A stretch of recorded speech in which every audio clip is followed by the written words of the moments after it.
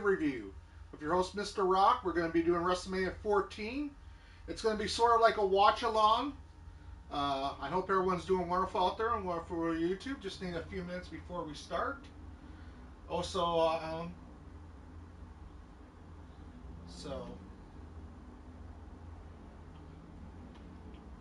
still trying to set everything up. So, hopefully this is working.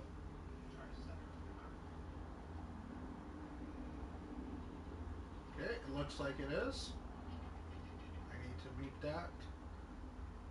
I want echo. So, and if you guys haven't already, please like and subscribe. We're on the road to 200 subs.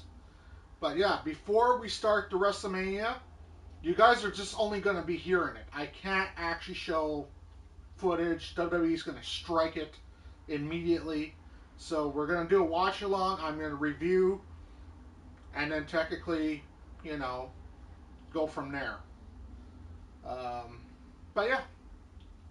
So, first things first that I got to show you guys for WrestleMania 14. It's not the VHS tape, in a way, it's Netflix. So, but I do have the original VHS tape. I just wanted to prove that I do have it. So, I'll put this close to the camera so you guys can see. This is the one that we're watching today. So, and then I do have the belt that was literally on the line for the main event at WrestleMania 14. So, and it was the last time that this belt was shown for literally 26 years after WrestleMania 14. And then, of course, the finale, I got the WrestleMania 14 magazine, which we might cover one day. But I just wanted to show you that I actually do have the WrestleMania 14 magazine as well. So WrestleMania 14 was a big WrestleMania for me growing up. It kind of like dawned the Attitude Era and started the whole entire thing. So with that being said, let's get into it.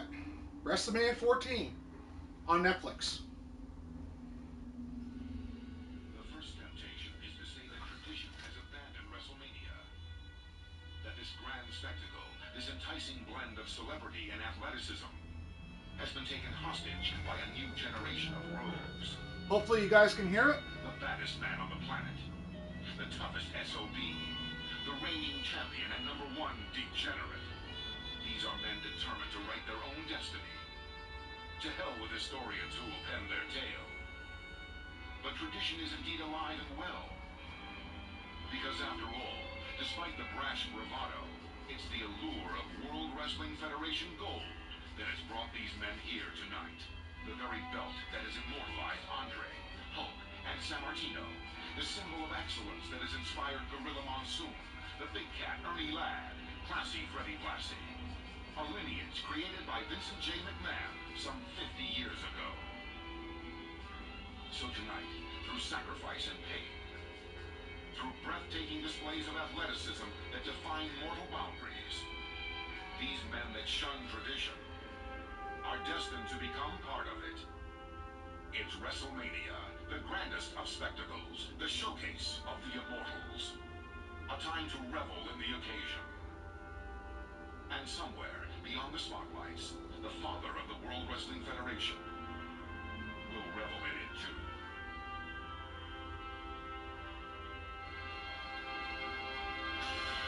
And now, WrestleMania.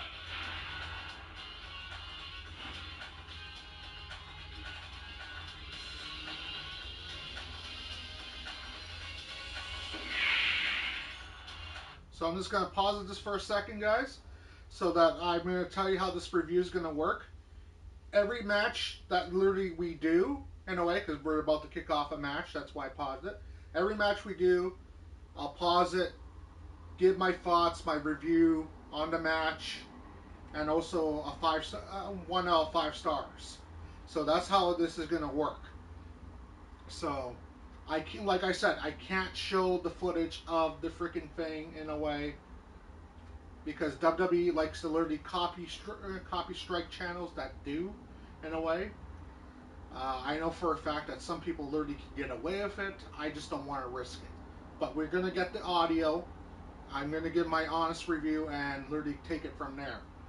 But yeah, that's how it's going to work today, and I hope you guys enjoy it. So let's get into it.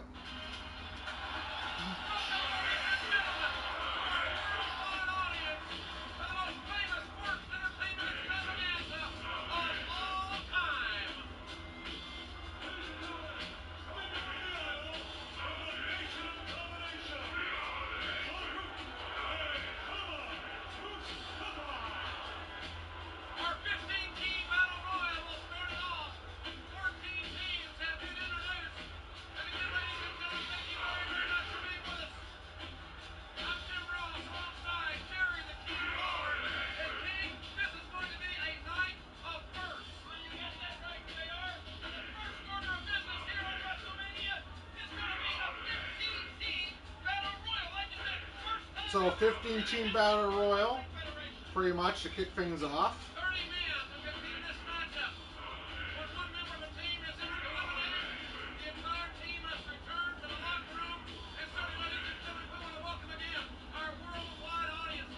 I'm gonna go get my Monster Energy drink, guys. So.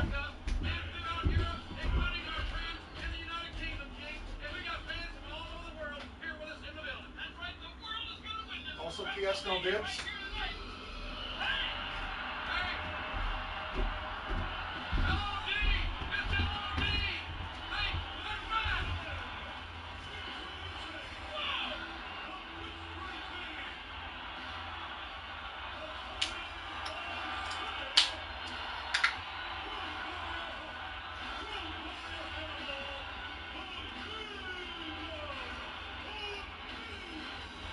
See if I can put that there.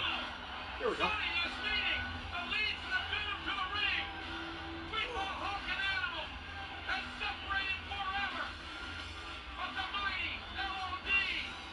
I was a big LOD fan growing up as a kid, so I remember back watching this, you know, being like, hell yeah. Except their 1998 one was not good. So.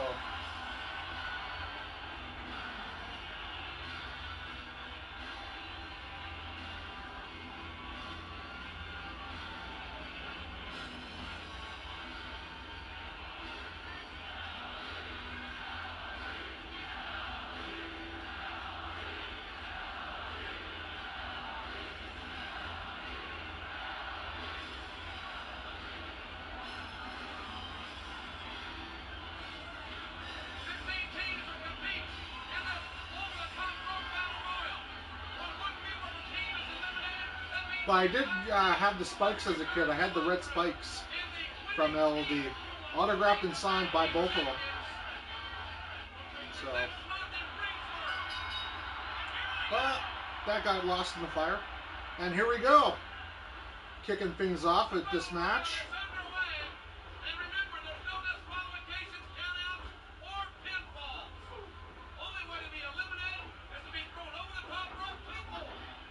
This wasn't really a smart thing for them to do. It felt like they're copying WCW when they did this match. Because WCW would do stuff like this for World War III. So, they'll do the 60-man with the free rings. But to literally put 30-man in a ring all at once. And, you know, it's kind of like you can't see anything. So.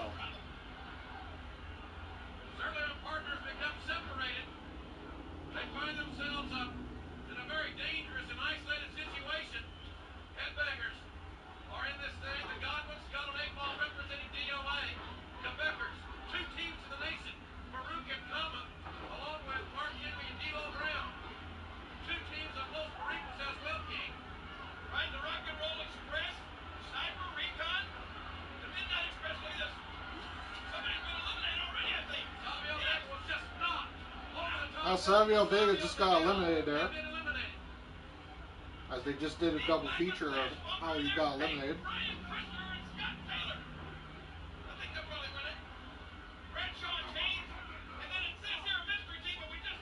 This seems like teams are literally getting eliminated, but they're not even being focused on.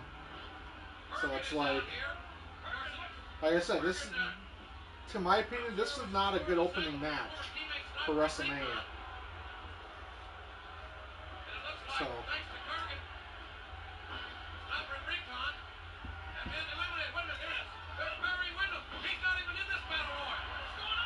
Well, Barry Windham comes in and literally attacks, it looks like, Chains. Yep, threw him right out of the ring.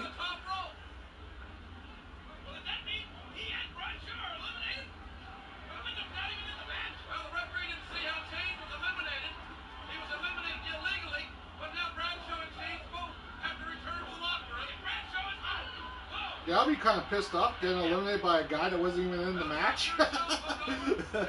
You know?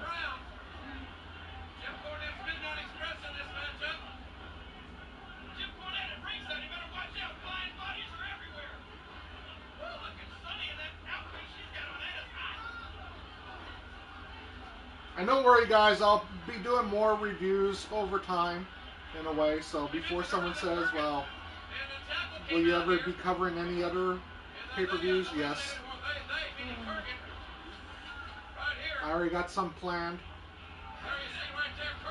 Oh, Kurgan's eliminated.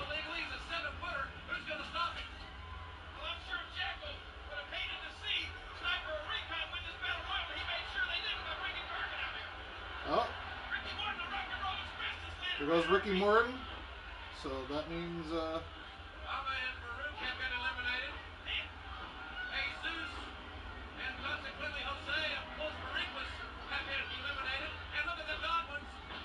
Godwin's is attacking Animal there, it looks like. Oh, Hawk.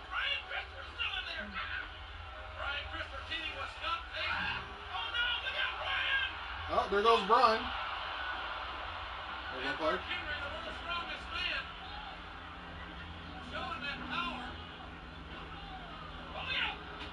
Oh, Headbanger's just got eliminated.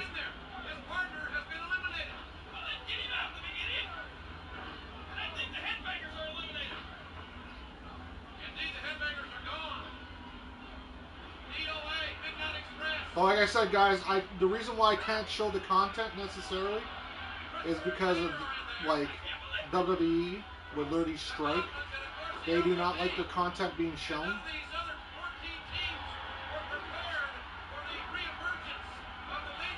So, you get audio, you get the review. So.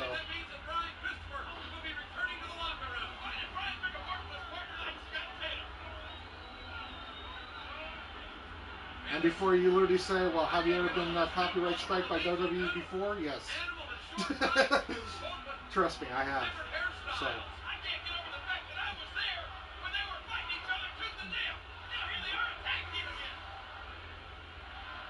That's the only reason why I'm not doing video. Like showing it. Or else I wouldn't care. So.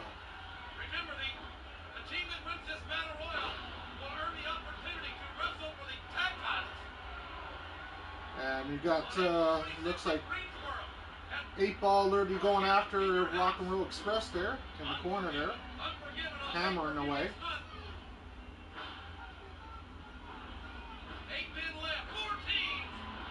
And like I said, I'll pause the thing.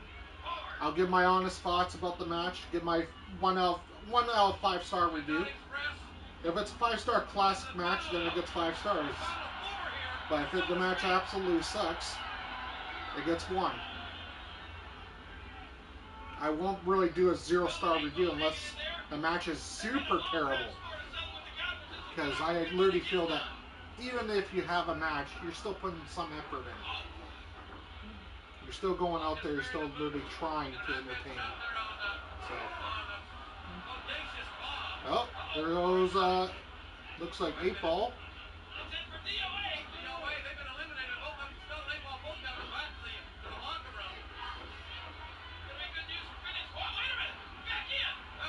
Oh, there goes the Godwins.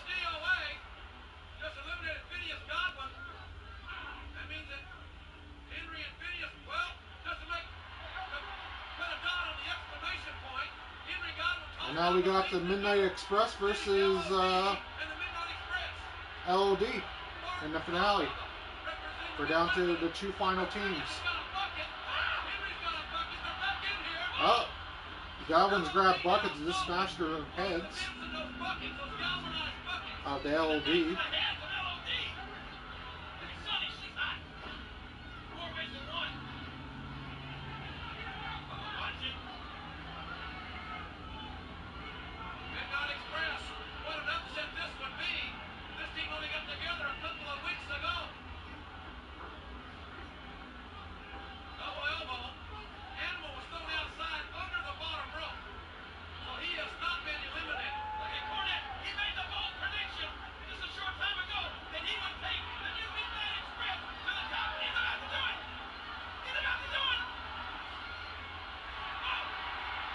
Well, looks like Hawk sent climbing back there.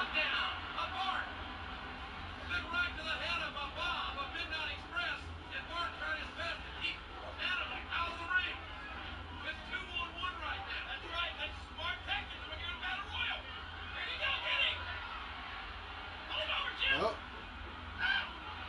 there's a nice clothesline there.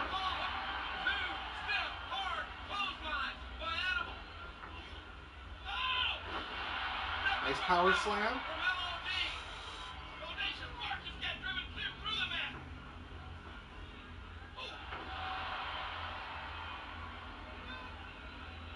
And there it is. LOD won.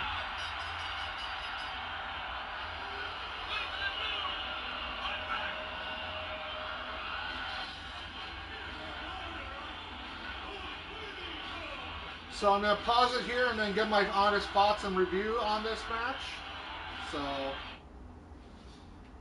So the match itself, I probably give 2 stars.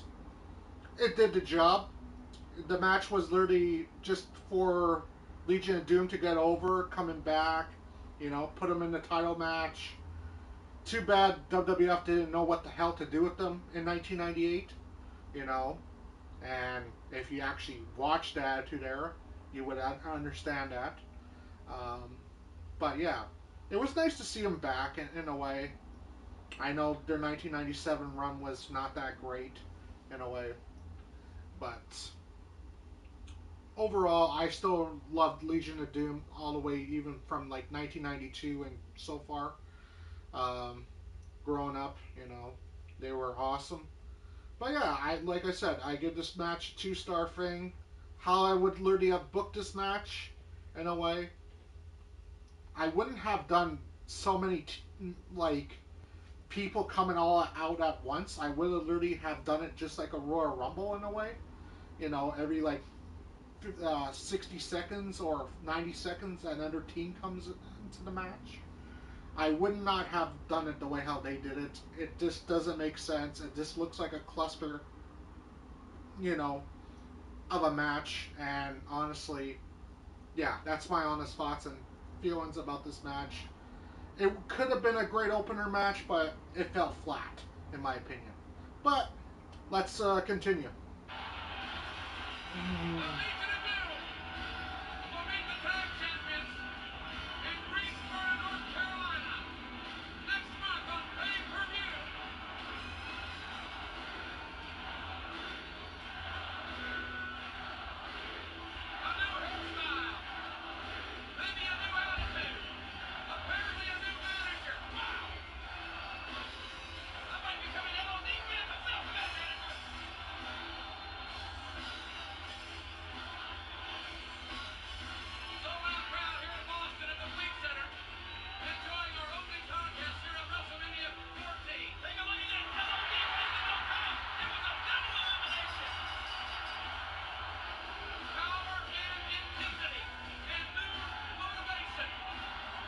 And also, we also had Sunny with them, who literally became a murderer.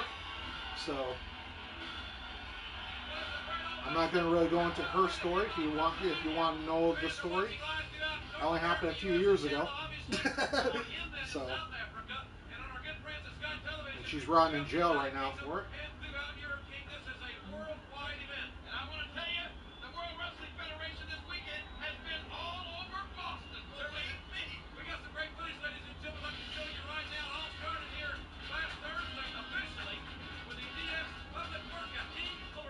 forgot about the DX public workout freaking stuff and all that.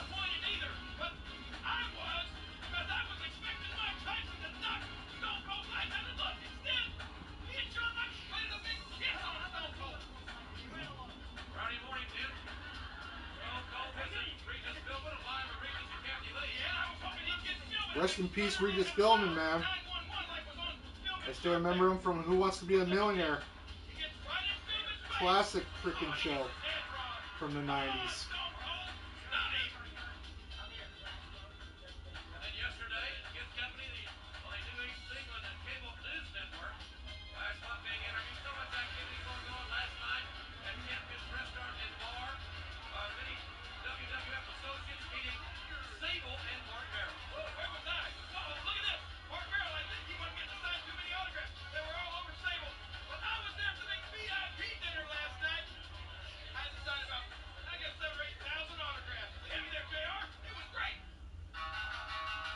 Okay, we got the Cruiserweight match coming up.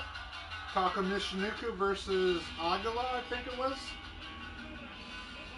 Or better known as S.A. Rios. And this was WWF's attempt to literally capitalize what WCW was doing with its Cruiserweight division. Was doing the light heavyweight division.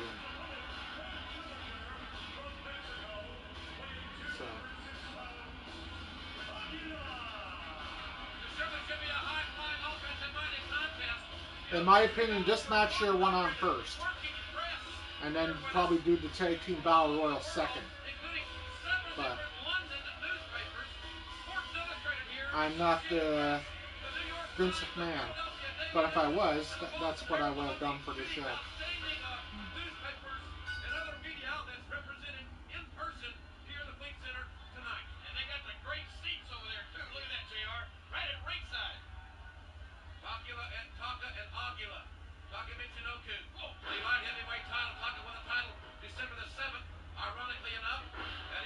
Nice hip toss there.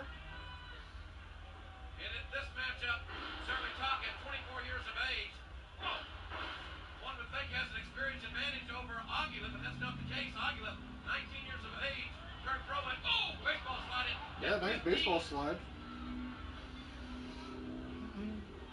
think Aguila loves to use that outfit there to try to intimidate his opponent, maybe scare somebody. Whoa, that'll scare you!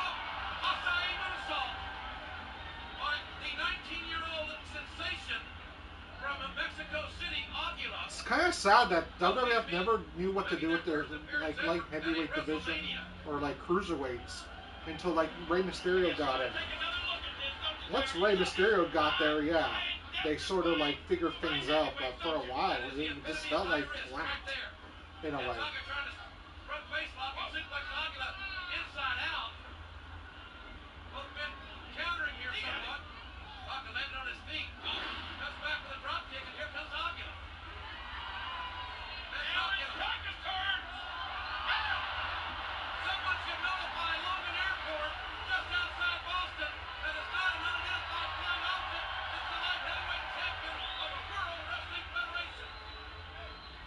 Yeah, man, that move was pretty good.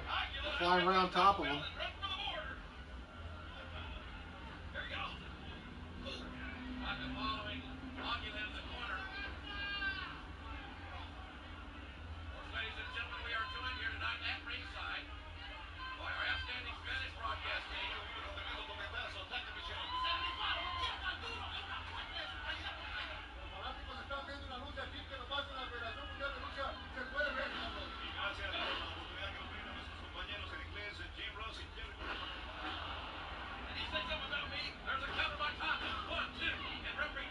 Oh, Taka almost got him.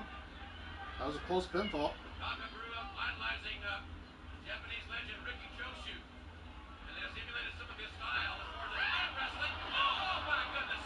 A backdrop from the ring. That could have literally almost ended very horrible for Taka. He almost landed on that cement. And yeah, that would hurt your kneecaps for sure.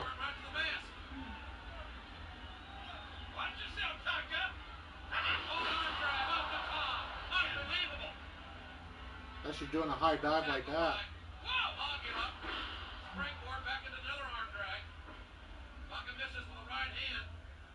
And Aguila showing great athleticism. Ow! And what a wrist lock takedown. But yeah, if I was literally like the booker of this would be the first match that goes on the card. A suicide lock dive by Aguila. Well, I know you're really impressed by these two young light heavyweights right here, but I want to tell you, I'm not biased, I'm not prejudiced. I hate But Aguila was actually became S.A. Rios in like further years. Like what, a year later? I think he becomes S.A. Rios, or 2 years later. And he would team up with Lita, I think, for a bit. And that was before Lita joined the Hardy Boys. So. Well, he missed there. Looking for a moonsault. Oh, he missed. Aguila hit his. It's going to be over. Come on, Rip. That was close. 2.5 count there for the challenger. Now! Taka looked like one of those kamikaze pilots flying through the air there. Taka Michinoku now up on the top rope. 1, 2. Watch it. Uh-oh. We're getting here in no man's land. Are these two light heavyweights? You understand Sonny and the LOD are the superstar line. Oh! And Taka trying Ooh. a big splash. Got his knees up just in time. Aguila had it well scouted. Exactly. I mean, I'm telling you, that's what happens with all of these big high-risk maneuvers. You miss one, you're history. That's like if first you don't succeed, skydiving is not for you. Same thing with these kind of moves. Whoa! Nice hurricanrana there. Tremendous aerial offense by Aguila, and the challenger for Taka Michinoku's light heavyweight title was wielding some momentum, but right as soon as you say that, here comes Taka right back. Nice missile drop kick. It's the Taka Michinoku driver coming up, I guess. The Michinoku driver is what Taka will be looking for here. Taka does that as well. He counters. Oh! Nice into a sit-down powerbomb there. Aguila's only 19 years old. He may not make it to 20. Woo! Oh, Taka took another chance, and it did not pay off. Well, it's feast or famine with those moonsaults. I'm telling you, here we go. Can he predict a nice title and a near fall? Quite frankly, Aguila has had more near falls in this matchup than has Taka Michinoku. Flying again. Oh, my gosh. Oh, the champion caught the challenger coming down the drop kick. Right in the rib cage. Well, is this the Michinoku driver? Yes, it is. Michinoku driver. 2, 3. And Taka Michinoku wins the match. And the light heavyweight champion. They really pushed him, but never really to the extent where he could have been.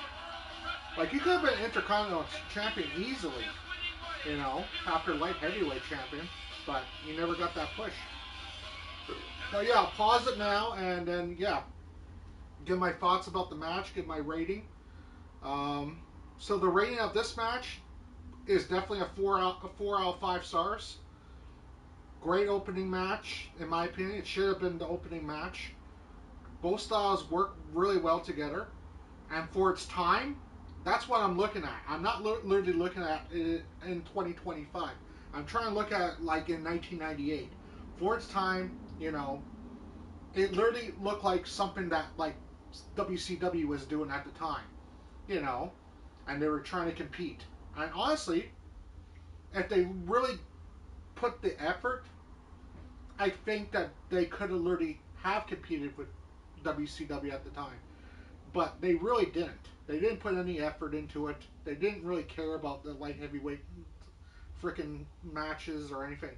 But that's was what's sold, you know. For WCW, that was the most popular thing, in my opinion, was the cruiserweights. You know, like everyone talks about the NWO and everything else. Yes, the NWO was popular and everything else. But what really got people entertained and got them literally glued to the TV was the cruiserweights, because they were the ones that were putting on the matches first. which you would watch and then be tuned in. And that's why I say for this match should have went on first, not second. But yeah, great match. Both styles worked very well. Japanese versus Mexican, and honestly, you know, I would literally say instant classic right there, almost. The only downfall about this match is that it felt too short for me. I wish they would have literally give them about maybe 3 more minutes of extra time just to literally get over the crowd. It didn't feel like, but for what they literally had, they literally made it fantastic. But let's go back in. So.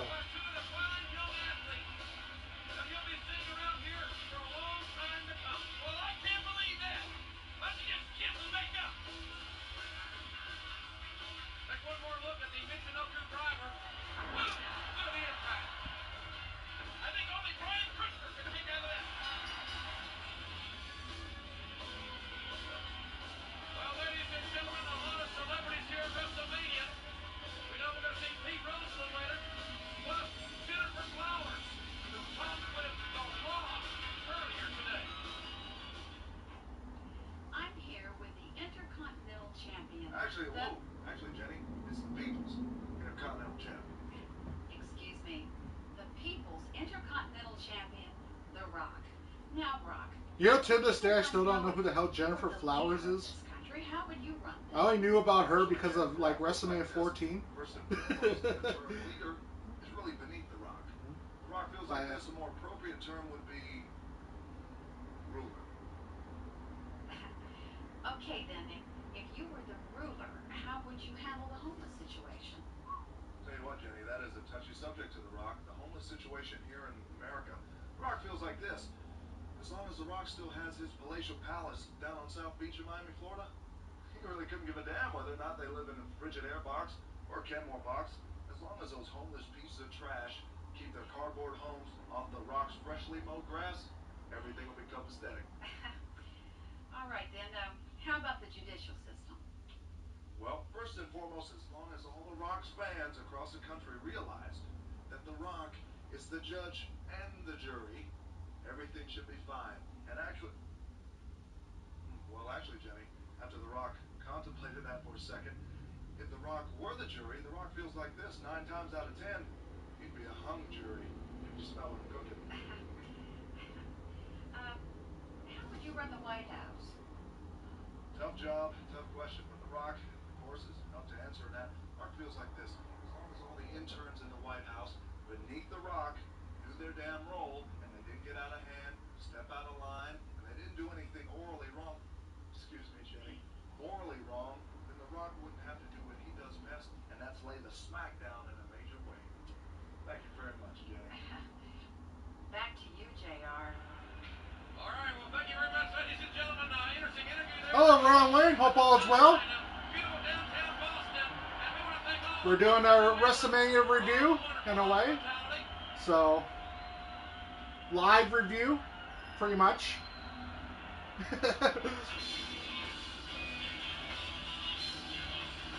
So we're literally playing the matches, and then I'm pausing it, and then technically going from there. The reason why I can't show the footage, because WWE likes to copy strike channels for showing footage. They sometimes even copyright strike for audio. But yeah, that's the reason why. But I hope you're doing well, Ron Wayne. So.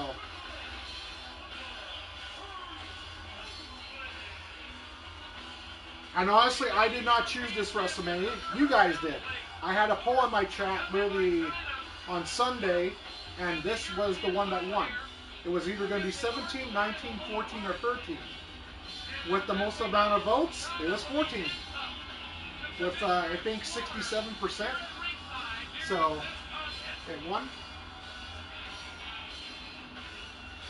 I think 13 had 20, and then the other ones had, like,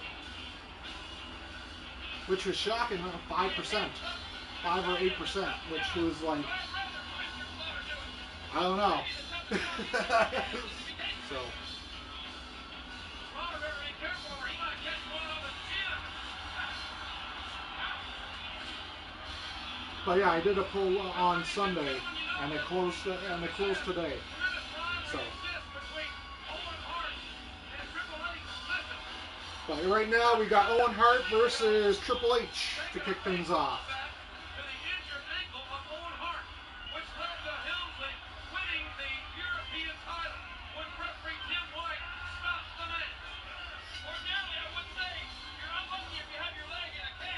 And you're 32 matches down. That's all I'm saying, Romley. We already reviewed the tag team match, tag team battle royal. Give my thoughts on that, and we also have the light heavyweight match, Taka. So, rest in peace, China, man. My mom's one of my mom's best friends, actually. I got to hang out with China quite a bit when I was a kid. And not only that, but my mom actually gave her quite a bit of outfits that she wore on television. So, because they used to exchange clothes. So.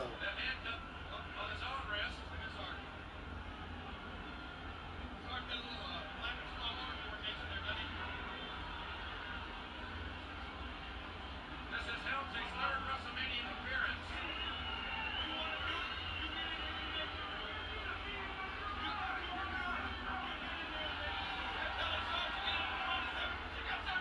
Now there's Sergeant Slaughter there.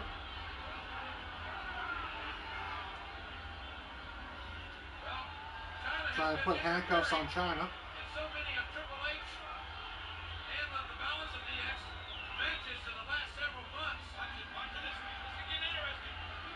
I like China's handcuffs better, but I think she probably uses hers for something. And this is how we're going to do like reviews as well. If I felt like doing a pay-per-view review.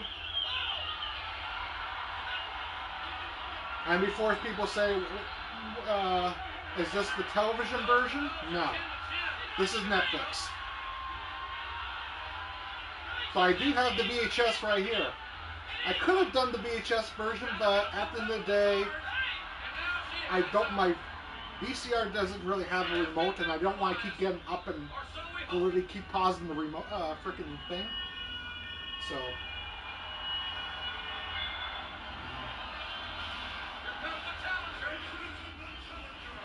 Just better this way to watch on Netflix. Here comes Owen Hart. Rest in peace, Owen Hart. Good buddy of my mom and dad's as well. I still remember his cowboy boots. One time. His cowboy boots used to frickin' really jingle. And I used to be able to hear Owen from like a mile away. And I'll be like, oh, there's Owen coming. So. He also took me to the Canadian Stampede one time, Owen Hart. So. Owen Hart in his 7th WrestleMania appearance. And we'll never forget WrestleMania 10 when he beat his own brother, Bret the Hitman Hart, in Madison Square Garden. Wow. Hard right hands, and at least Owen Hart doesn't have to be concerned with China. Have you seen coming down? Gingerly on that ankle. What a move that Hurricane Rana. Yeah, nice Hurricane Rana. There from Owen to Triple H. Brought out of the European Champions game here in the early going. But I always felt like Owen Hart was always underrated. And it's all because of Stone Cold Steve Austin, in my opinion. Because everyone knows what happened at SummerSlam 97, so I don't really have to go too far into that, I don't think. When Owen Hart broke Austin's neck, in a way. But it feels like Owen could have been like world champion about maybe 100 times over, but never got the big push. Even after Bret left, it would have been smart to literally put the belt on frickin' Owen. But and have him feud with Shawn. So. That's awful. And maybe Owen should keep it in the ring. Look out! Oh, here comes the sharpshooter, looks like. Goes the sharpshooter. Oh, nope. Hook And to the eye. right the eyes. I'm going to tell you, it's just a matter of time before Helmsley zeroes in on Owen's ankle. I know if I was in Helmsley's boots, I'd be in there going after that ankle right now. Owen Hart lowered the head. Oh, you can almost feel it coming. And Helmsley just drove his own knee right up to the face of Owen Hart. Nice clothesline there. Clothesline by the European champion. You think Stu and Helen are watching this now? I'm sure they are. And we welcome all of our great viewers and fans throughout Canada for being with us here. Except for Stu and Helen. Ever since I saw the Hart family tree, I wanted to chop it down. Come on, Hunter. Now you got him. I'm going to tell you, JR, it's a matter of time. He's going downstairs next. He's going to get that ankle, and when he does, he's going to twist it. He's going to grind it until Owen Hart is going to have to submit. Owen Hart in a bad way here. And here's one thing that a lot of people forget about the Attitude Era, and honestly, this is the reason why the Attitude Era kind of sucked as well. All these freaking signs. If you were to go to a live event, and I've went to a few live events in the Attitude Era, you would not be able to see anything. It was better to watch it at home on TV than it was to literally go live, because you couldn't see anything because of the goddamn signs that were in your freaking face. So. And the European champion with gold on the line suplexes Owen Hart. Did you see Owen trying to protect that ankle right there? The ankle, Helmsley! Go after the ankle! Both these men are former Intercontinental champion. Both are former kings of the ring. I know there is no live stream tomorrow as well.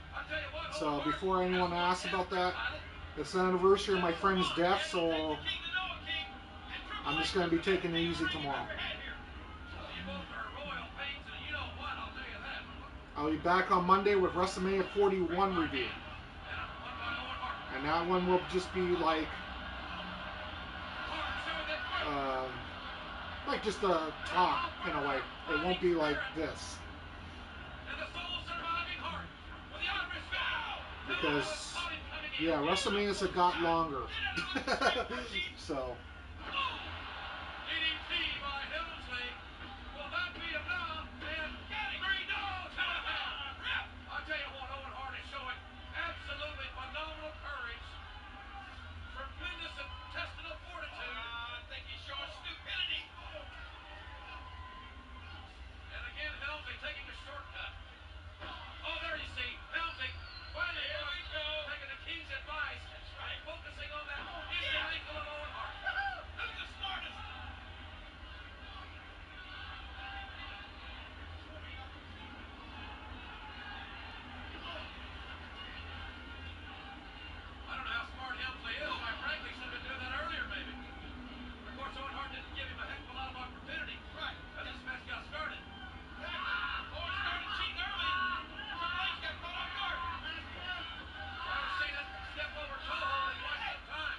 Yeah, it's step over toe hold, but it does look like Owen just tapped out there, in my opinion. But the refs literally led them to continue. And now Owen's got a busted nose, it looks like. Yeah, he does. So, in the match.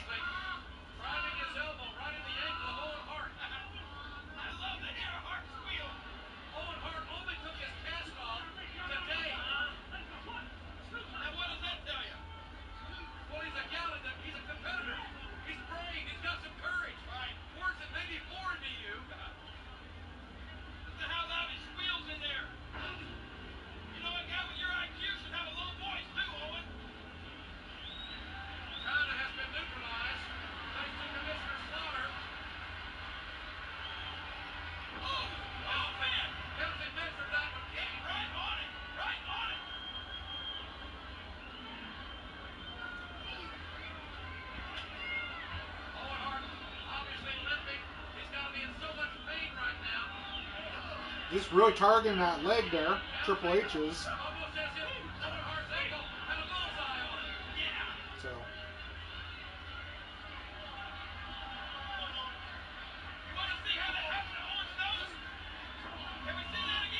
But when it comes to classic reviews, I might do stuff like this. Because this is literally like showing an actual live review. You know? Instead of literally just hearing someone literally just talk about a match. So.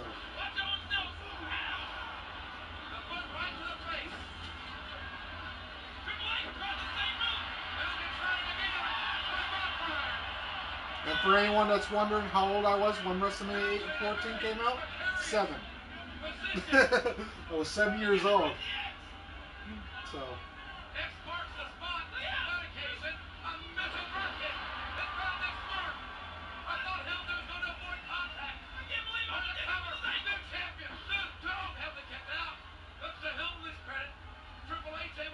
And this actually happened on Cody's birthday, actually. Whose death day is 2 years anniversary. Because this happened March 29th, 1998. He was born March 29th, 1994. So.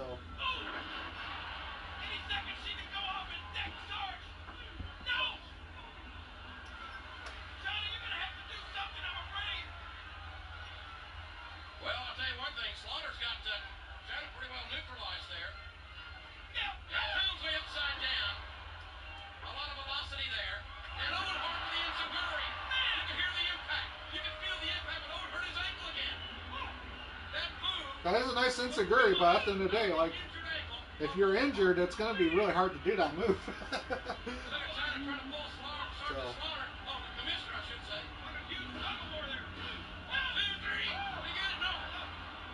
Because any way on your leg, if it's injured, is going to be like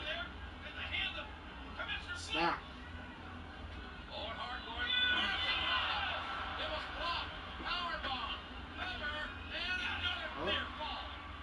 And these guys are pulling out every stop that they can.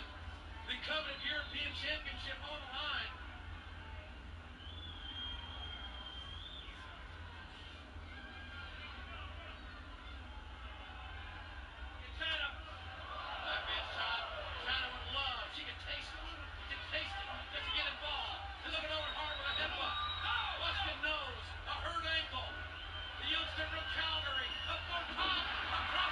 Oh, crossbody. On Murray almost scored the pinfall there. Man, that was close. Great matchup here. Hunter, you gotta go back downstairs. Get on that ankle. Hunter reversed the Irish swing. Here we go. Looking for the pin. And it's kind of funny that we are doing WrestleMania 14. Knowing I'm doing 41 on Monday. Because if you literally switch the numbers around from 41, you get 14. You know, so it's like kind of funny. Why are you so biased? I hate anybody with a left cover. Wait, what's it? And Helmsley got a left shoulder off the canvas at the very, very last instant.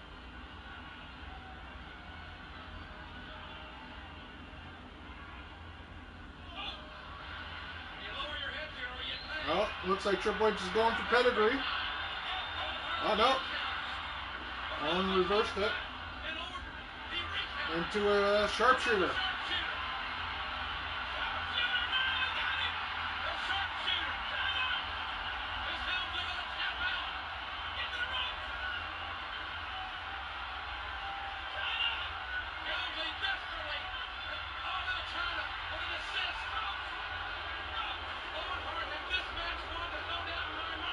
China just pulled Triple H right to the ropes there.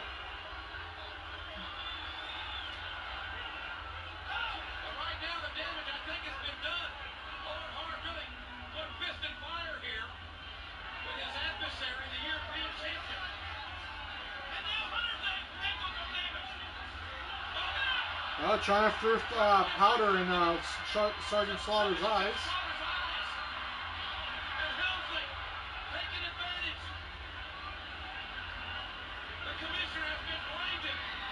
Oh, China with a low blow to Owen Hart there. Triple H now with pedigree.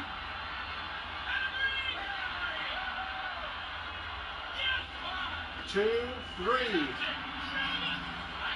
And there goes, this match is officially done. So now I'm going to pause it and give my thoughts and review on this match. So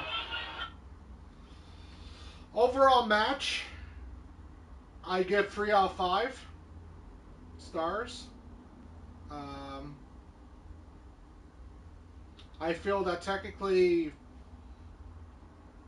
China being handcuffed to Sergeant Slaughter, knowing that Sergeant Slaughter still can't control her, kind of makes a very, like, stupid freaking thing for him to be handcuffed to her. If all he's going to get is powder in the eyes, Triple H is going to literally win the match by DQ anyways. It's kind of like, what's the point? And then Triple H will literally continue this feud with Owen Hart later on. I think they literally have like a few more matches or something like that. And it just got to the point where it was like, okay, whatever, about the match. But yeah, um, like I said,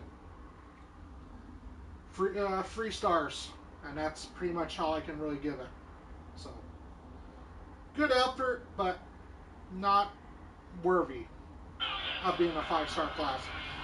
So, Blinded by China, which allowed the Amazon to strike the low blow. Neither the referee nor the commissioner saw it, obviously. You know what this is, Senator? This is a good omen for DX. I can feel it. I can smell it. This is going to be their night. and also, what doesn't make sense is that knowing that Sergeant Slaughter got freaking blinded in the face in a way. I just thought of this. There's no DQ, to the situation. You got powder thrown in your freaking face and everything else. Like, in any other match, China would have been banned and barred from ringside. But that's where it gets literally confusing.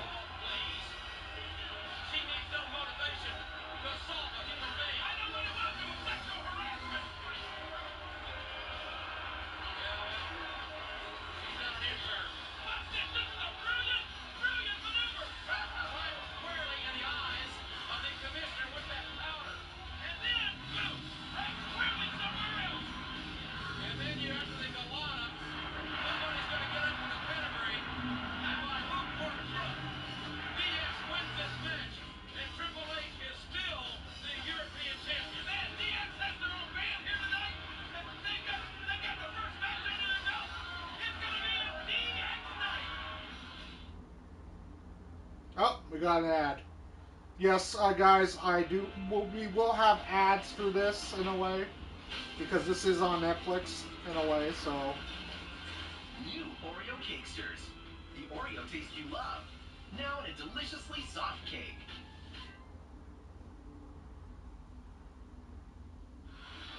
Oh, here we go. We're back to the show. From Boston, it's Wrestlemania 14.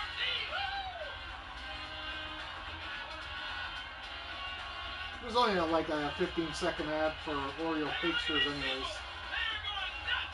Here's the Fleet Center in Boston.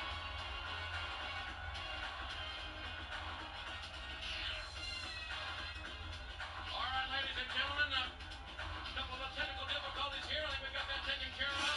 And certainly we are looking forward to the... Now we got the mixed tag team match. Mario and Sable versus Luna and Goldust.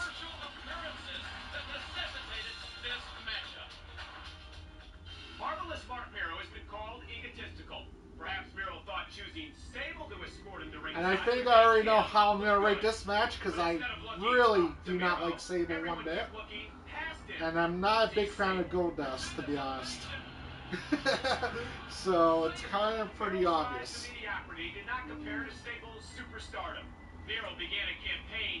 But both Luna and Mark Mrrock I actually did like.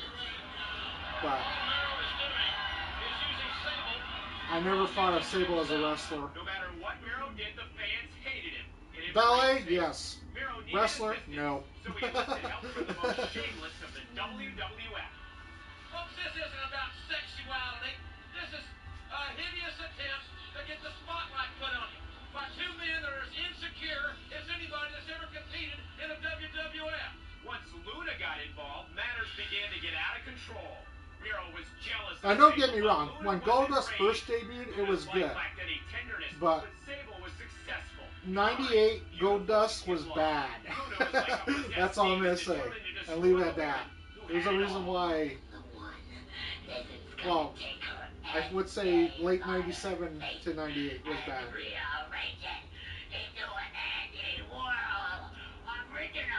Also, rest in peace, Luna. Take their toll on Sable. She lost her gentle demeanor and fought back.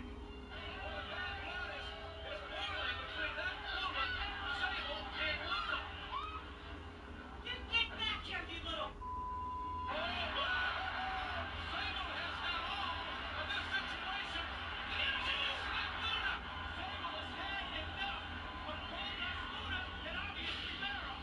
Mrrow's strategy had snowballed into an avalanche of insanity.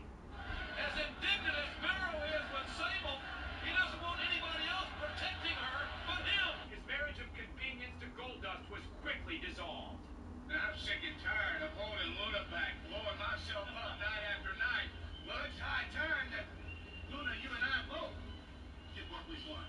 We're going to issue the challenge right now. Wrestlemania, mixed tag match. Goldust, Luna, Sable. And it's kind of weird to literally say that literally Goldust, Dustin Reynolds, is still wrestling to this day.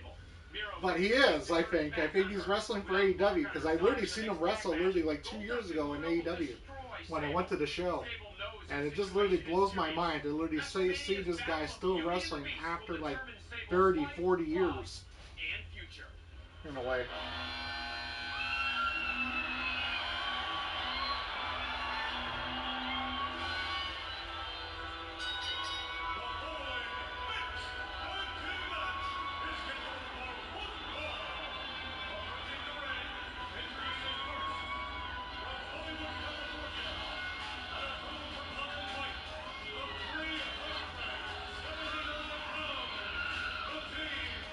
And it's kind of sad that Luna never won the world title.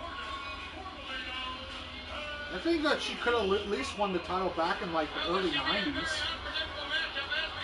But she never did. It would have been nice to at least see her win it once. But never happened.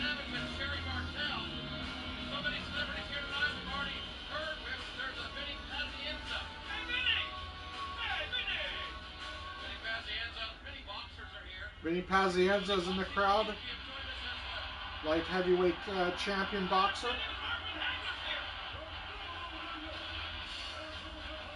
And the reason why they brought him up is because Mark Mrrow's coming up. They used to be a boxer in real life.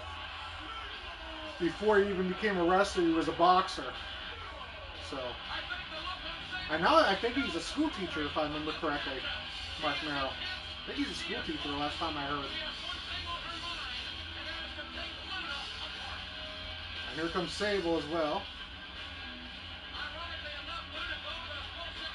But like I said, I never thought Sable as a wrestler. Never did. Valet, yeah. Manager, yeah. Wrestler, terrible.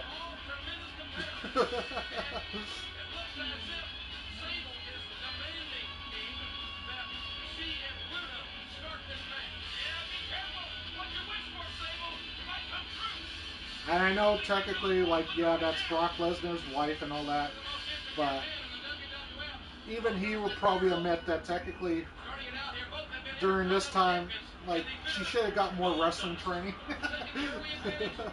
You know?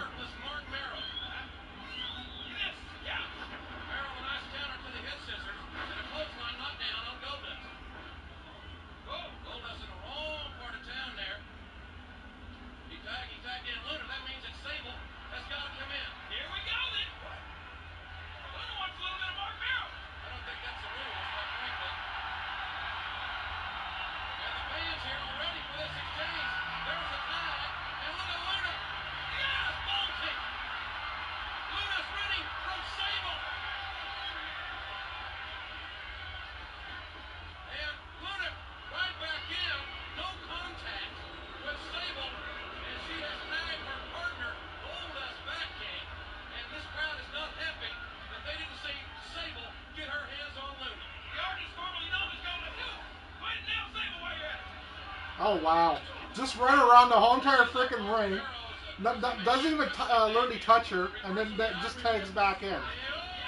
At least you could have literally slapped her once. Just once, you could have slapped. Mrrock made a tag. What's he doing? It's what? Sable! What? With a straight martial arts kick on Goldust. I cannot believe it! Get up, Goldust, get her! Well, Sable is ready, willing, and able. And is impatiently awaiting Luna.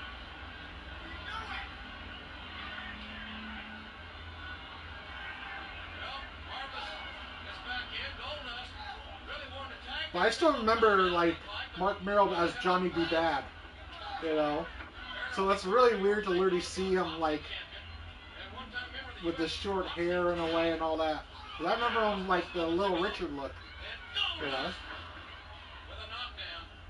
Well, there's got to be some sort of strategy here, JR, that I'm not. Because he was Johnny B. Bad in WCW, I think it was. All we've listened to is how bad So. Luna wants Sable. She's had the opportunity twice now. And she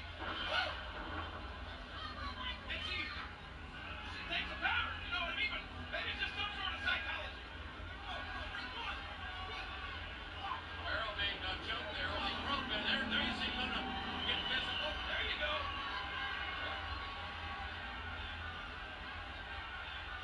Certainly Mrrock, not that popular, quite frankly. The star of this matchup, as far as the fans' favorite's concerned, is Sable. Quite obviously. Oh! Midair collision, crossbody. Oh, that's almost a pinfall there from Mark Mrrock. But yeah, this match is not really good so far. Seems like the men are doing most of the work, so I'm going to give them credit for it too. But this is supposed to be a mixed tag team match, and the women have not even touched each other yet. You know, it's like they've been tagging, but not even hitting each other. But Luna would like to hang her. Get in there, Luna. Here's your chance. We have yet to see Luna and Sable hook it up here at Wrestlemania 14. Well, we may be about to. Goldust looking for a tag. Oh, there's a tag there. Mrrock tags in Sable. And a tag there. Now let's get it on. Oh, finally! They're about to they're attacking each other. But you can already see that Luna literally had to give up her body to Sable, which is hilarious to see. You know, it's like, and it's really sad that Luna literally had to do this. Because I know for a freaking fact that Luna would really kill Sable if this was a real shoot match, in a way. But they were protecting Sable so much, it wasn't even funny.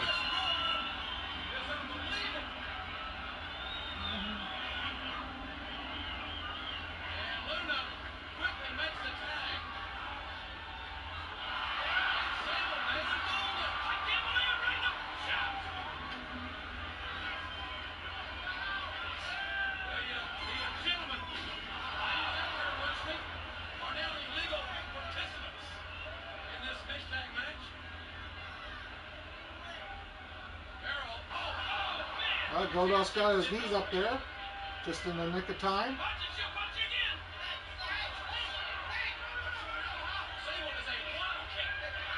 Oh, there's a low blow by Mark Mrrock behind the referee's back.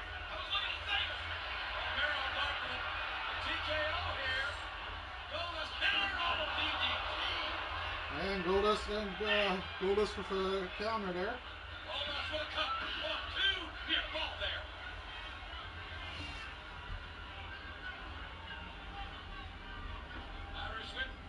But yeah, these people don't really have good chemistry together.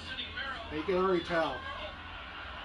Curtain call time. Curtain call. Say goodnight to Marvelous. Oh, wait a minute, Mrrock. He countered. Very athletic move there by Mrrock. Running knee now.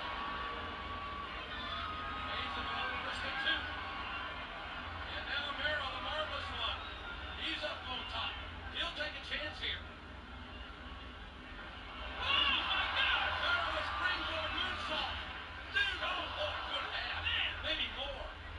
Nice springboard moonsault there, but at the end of the day, can you really get the job done?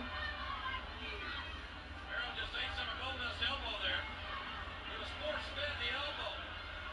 And Goldust, well, they won't sprain any ankles where he landed, but it was not the greatest trip in the world. I'm going to tell you, this is a seesaw matchup. They're keeping Sable out of there. And if you guys haven't already, please like and subscribe. I will be doing more videos in the future. We're on the road to 200 subs. So I think the last time we looked it was 159. So Well, you got to admit, JR, that move was something Sable will never be able to do. And Luna with cheap shot on the marvelous one. No way!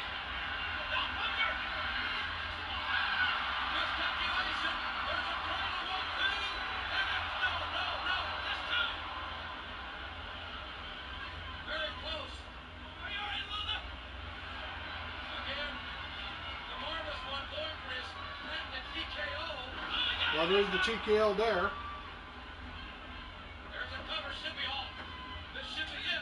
Ow, Luna. Now Luna's literally attacking Mark Mrrock, getting on his back. Mrrock with Luna on his back. And Sable makes the tag.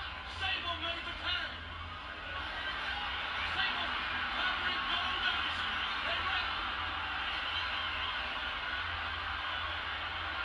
Luna now going up top.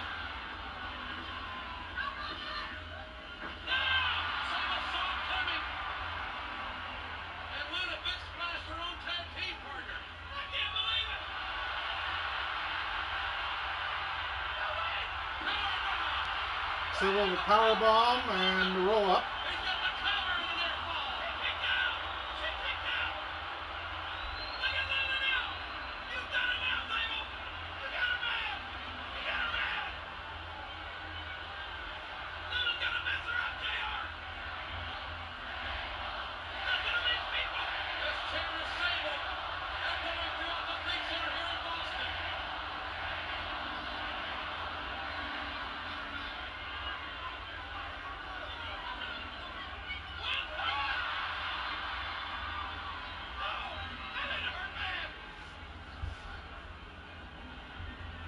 Sable had a lot of trouble here as Luna buries his shoulder to the ripped midsection of Sable.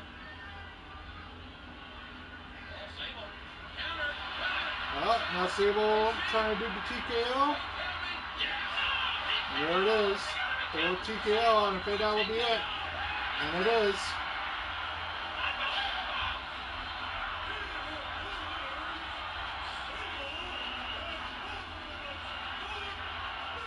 Here, I'll pause it to give my thoughts about this match.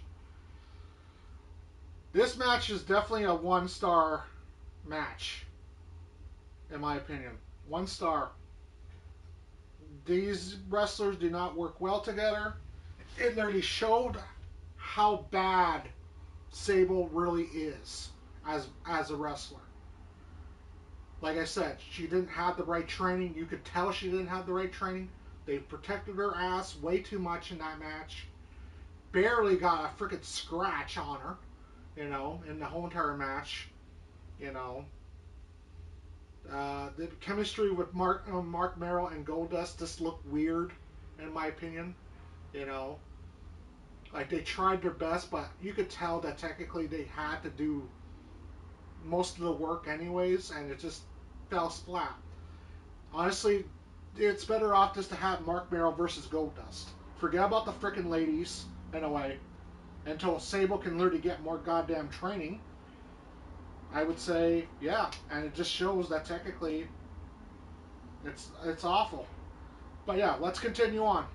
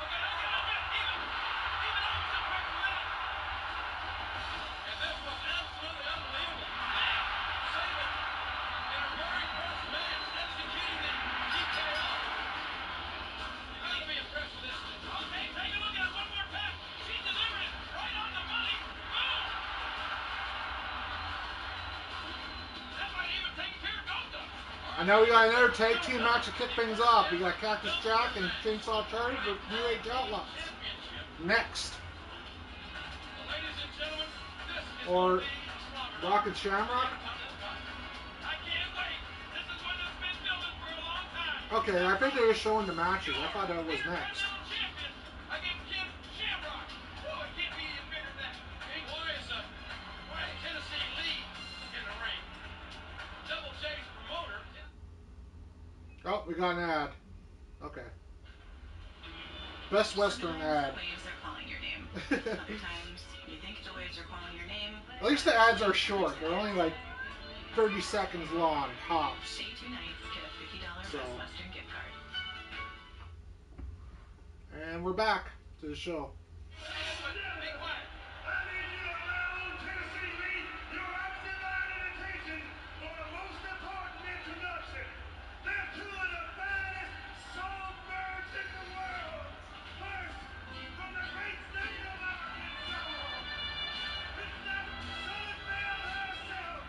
We got J-E-F-F, J-A-R-R-E-T-T coming to the ring.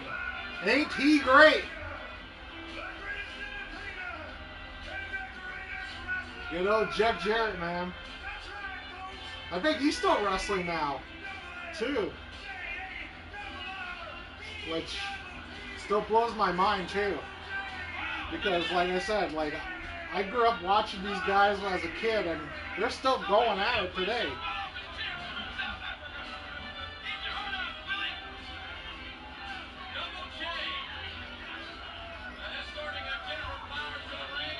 But in all fairness, his dad was a wrestling promoter, Jerry Jarrett.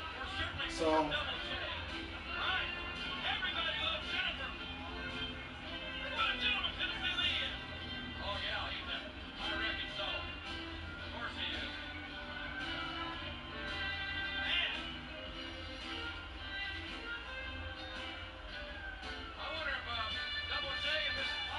I still remember when Jeff Jarrett literally came out with a horse and everything else back in, what was it, 94? Got one question for you tonight at Wrestlemania 14. Ain't I great?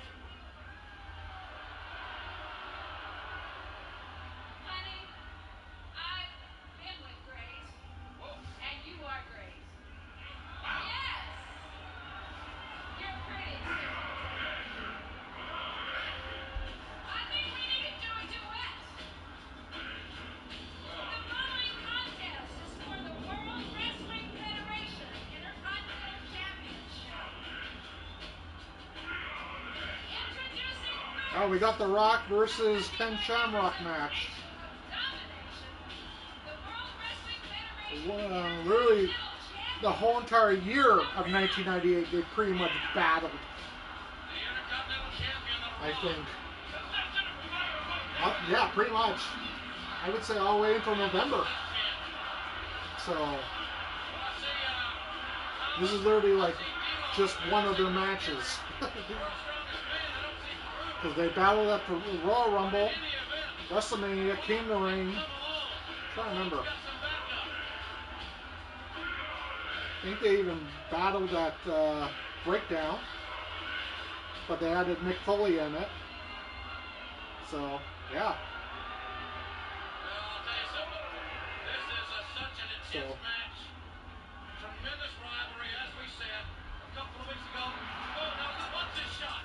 oh yeah, the shot, the steel chair shot. And that was a real steel chair shot too. They literally said, Ken Shamrock literally said, just give me your best shot. Swing it. Swing the chair. And The Rock actually did Ken Shamrock concussion right then and there. They talked about it before. That's how I know about it. So they did interviews about that shot.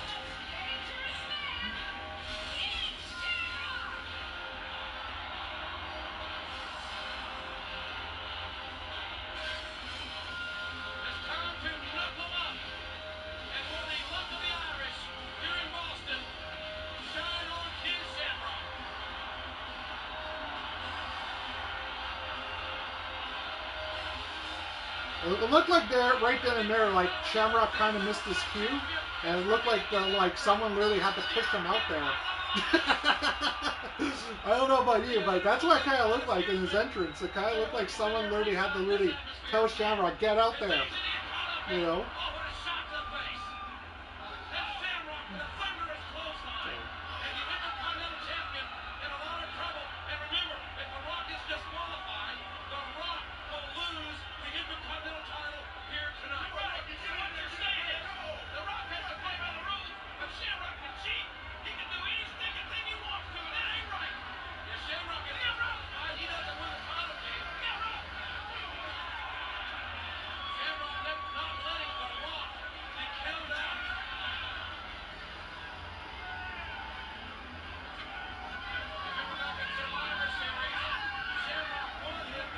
Ken Shamrock just literally taking it to the Rock outside, throwing him into the barricade there.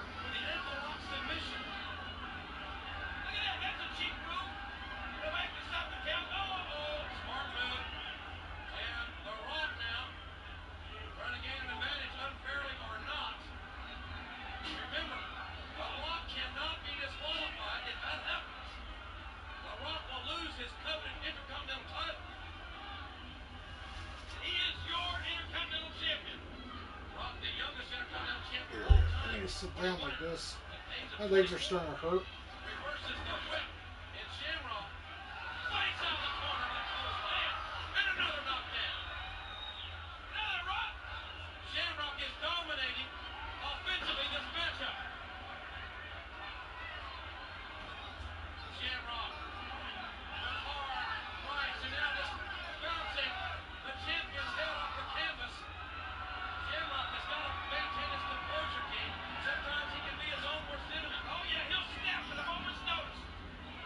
And of course, The Rock has Nation of Domination on the outside, so it's kind of like a lumberjack match, kind of, except it's not.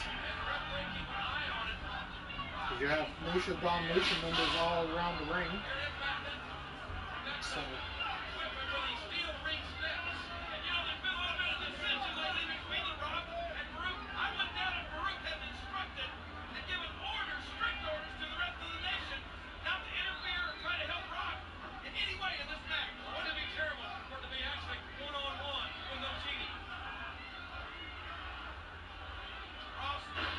Nice scoop slam there.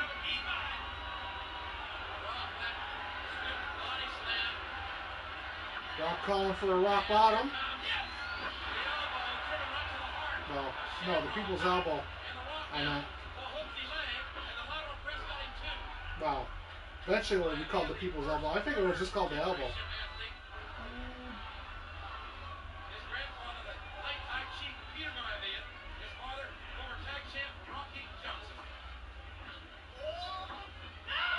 Oh, Rock got tossed over the top rope.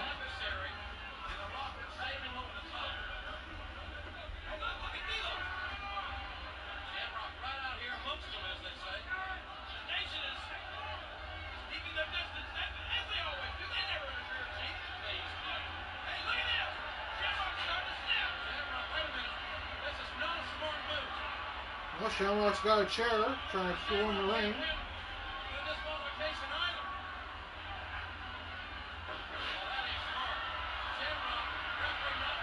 That should have been a DQ right then and there. Ken Shamrock just threw the referee. Rock uses a chair. Ken Shamrock should have been DQ'd. He threw the referee. But, whatever.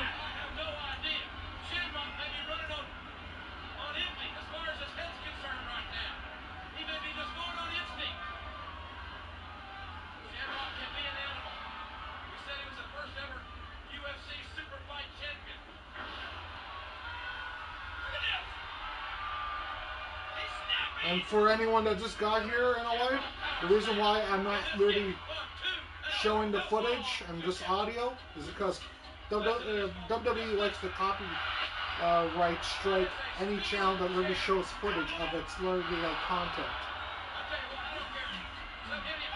That's why you can't really literally play like wrestling games that literally have content in it. Oh, The Rock actually tapped out.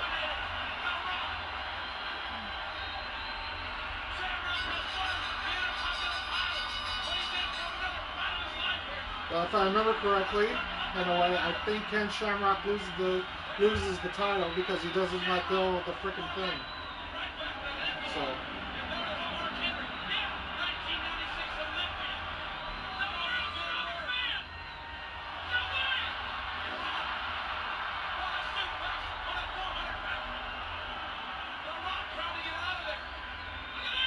Which is kind of unfair to literally Ken Shamrock as well.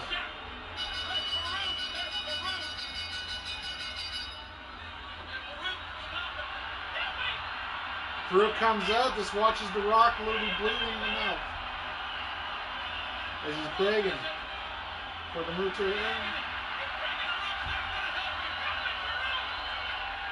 Ken Shamrock should have been like a big star in WWF. Should have. Should at least have won the title at least once. Never did. Like the WWF title. Won the Intercontinental title, won the tag team, but he should have been the WWF title at least once, even in 1999. You know, give him the title.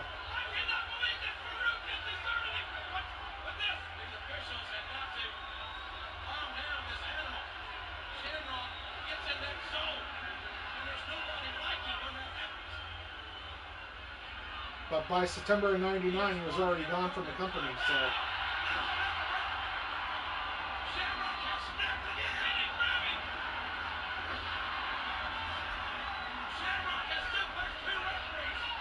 And the reason why I haven't paused it yet is because the segment's still going. So once the segment really ends, I'll pause and then give my thoughts about this match, which really isn't a match. So that's what I'm gonna say. It is and it's not.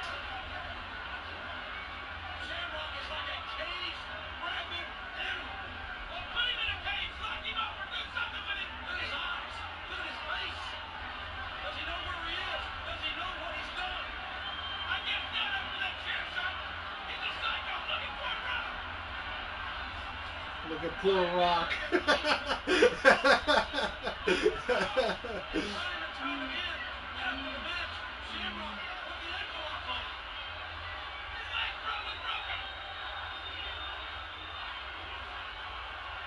Okay, so the segment's kind of over, so now I'm going to pause and give my thoughts and review on this match. Well, I hate to say it, but it's not really a match.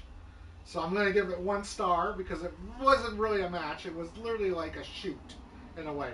It was just the thing to literally get Shamrock, you know, disqualified, make him into a world's most dangerous man. And honestly, the match kind of sucked. I'm not going to lie, it's not a great match. I would not literally even consider it a match, to be honest. But they did because it's WrestleMania 14. The Rock and Shamrock will literally have better matches, in a way. You know, King of the Ring 98, I think, was a good match. But this one, lackluster. Just a boring match altogether. But yeah, let's continue.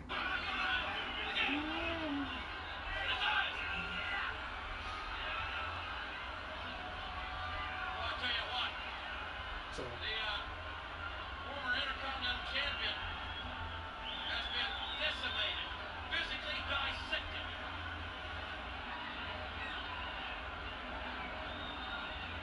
Referee's conferring with our ring announcer, Howard Finkel. Like I said, guys, I literally feel that Shamrock got robbed. In a way.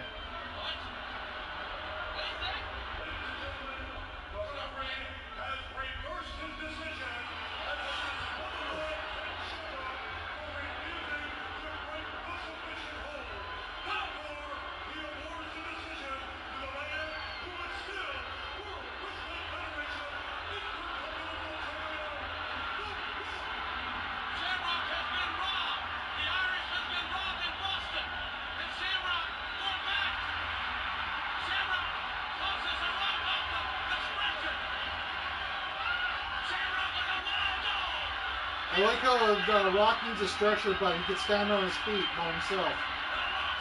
Perfectly fine. After he gets literally tossed off his stretcher. It's like,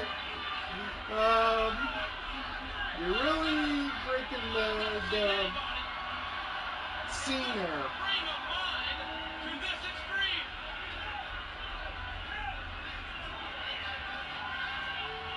So. Shamrock, I'm not even sure he can correlate the thoughts. They just suplex 3 referees and an official. Poor Rocky's got a broken ankle. You need to call the police. No, that's not yours. The world's most dangerous man, proving that his nickname is not no marketing ploy. It's the real McCoy. He's lived up to his moniker. He's an idiot. He's the world's most dangerous man. And as we said sometimes, he is his own. And like I said, guys, tomorrow there's no live stream. He's not a champion, though. 22nd, there's no live stream either. So, my mom will be here on the 22nd, so there's no live stream. And tomorrow is the anniversary of my friend's death, so I'm just going to take it easy that day. So. Oh, we got Canadian Tire ad. Yeah. Like I said, they're only like 15 seconds, so it doesn't really matter. I know what you're thinking. I'm not a real athlete. I'm just a wrestler.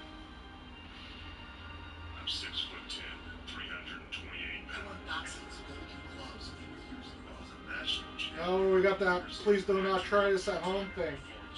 Every freaking kid in the 90s freaking literally slammed each other for something in the night. Like, back then. Even though you say don't try this at home, kids are trying it at home. You know. I'm not really an athlete. This isn't real. Try lacing my boots. Or you try it outside, or you just beat the crap out of each other. We got 19,028 here in the arena, and our box office gross $1,029,230. It's the highest grossing event in the history of Boston. Man, this is unbelievable. Well, here comes the dumpster match. He may have a broken leg. Well, we need to check on him. Well, I'm a little busy right now, if you don't mind. I can do your job. So now it's New Age Outlaws versus Cactus Jack and Chainsaw Charlie. Or Terry Funk, as you may know him as.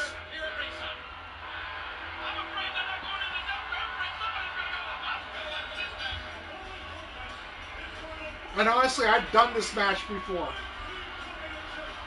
So I've done a dumpster match before. But we did dumpster cage match. So 2 men would start in the cage, in the dumpster, and like 2 kids that were short. And then you literally have to try to get out. You know?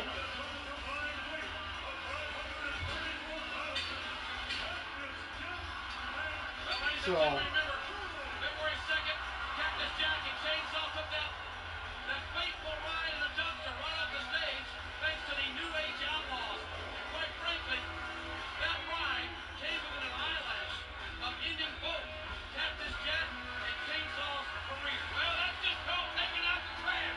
And you would have think that these 2 idiots, Cactus Jack and Chainsaw, would have learned from that. I would be thinking that I would never want to be around another dumpster. But tonight, I like how they say do not play in or around a dumpster. Meanwhile, I was literally doing it as a kid. Nice warning sign there.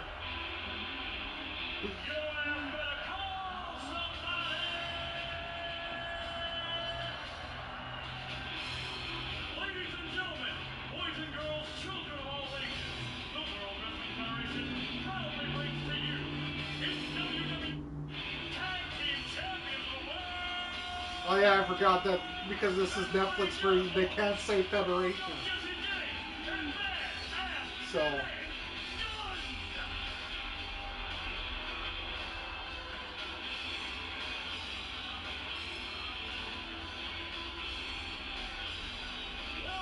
Well, the gang's all here.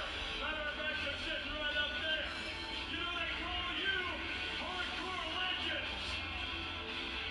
Well, everybody knows that outlaws make legends. It's actually quite freaking funny about the lawsuit with WWF in a way, and WWE freaking thing, like the World Wildlife Foundation. They actually looked into the lawsuit, They could have still have used World Wrestling Federation in the United States. They just couldn't use it in the UK or Canada. But they could have still used it like in the States, but they literally choose to get rid of it completely just in case there was more of a lawsuit on hand. Because Vince McMahon was a complete liar back then. No pinfalls, no countouts. Only way to win So. for both members of one team to be placed in this dumpster here at ringside. Unbelievable. Oh, the dumpster comes into play already. Well, it looks like Cactus Jack is about to ram his freaking head right into the dumpster. Yeah, he did. Right into Road Dogg's head. And Mr. Asler, he did a nice drop there on Chainsaw Charlie's on the rope. Extracurricular stuff. Look at this. Punk, as I said, 53 years of age. He says himself he's middle-aged and crazy. I think he's got to be crazy to be in this match. Right. Ordinarily, people live and learn. Punk just lives. He should have learned last time to stay away from dumpsters. Uh-oh, look out, Jack. Well, that's as legal as a headlock in this match. That shot right to the head. And look at Cactus. Cactus Jack, right and left. As Billy Gunn choking Chainsaw. Very Funk, whatever you'd like to call him here. Right hand by Billy. Now, if you literally did that the wrong way, you could have broke your ankle. Like Cactus Jack literally throwing his body right into the dumpster, pretty much. Now, if you literally did that the wrong way, yeah, you could have broke your ankle doing that. Man, I tell you what, this is what's this? Oh man! Sailed into the security railing. May not take very long. And Funk is back. Well, Terry Funk just got thrown into the dumpster there. He's in. Now you gotta get Cactus Jack in. Cactus Jack now. Cactus Jack goes in that dumpster. And they shut the door. This match is over. A Russian leg sweep. Wow. Vertically done.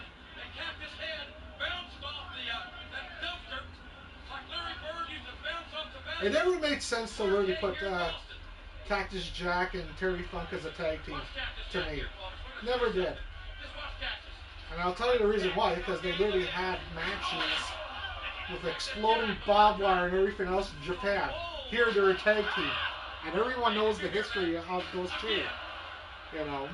It's just like, why are you guys tag team now? You guys try to kill each other in real life. It felt like. Crazy Cactus Jack. I'm not so sure, as crazy as it sounds, that Funk and Cactus aren't liking this a little bit. I know it. I think Terry Funk's used to that kind of treatment. Every time he goes to get a drink, the toilet lid falls on his head. Look at him.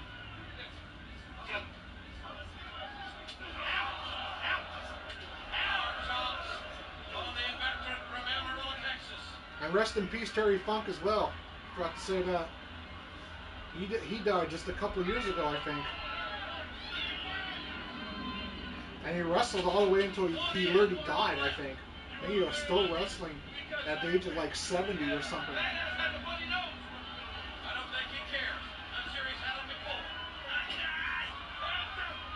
Cactus with a mandible claw on the Road Dogg. No! And now he's got it on Billy Gunn. Cactus trying to fight off the tag team champions here. Where's that idiot Chainsaw? Well, Cactus Jack is trying to put Road Dogg in there. In the dumpster. Oh, there he is. There's Chainsaw. Both of them are in the dumpster already. It's just that you have to close the lid. Cactus and the Chainsaw are both in the dumpster. When you close the lid, it's over. What are you morons? Better get out of there. Can you believe that Funk competed at Wrestlemania 2? Oh yeah, he's a wrestler for the ages, all right. Ages 60 to 70. you, we said earlier, there'd be no finesse. Hell, there's more finesse in Muskogee on Saturday night, on payday weekend. Oh no! A neck breaker using the Road Dogg's hair, and now these two men, look at this! Funk and Cactus are tougher than government mules. Now all four men are back in the ring. Out of control, riotous. And Mr. S gets tossed out of the ring.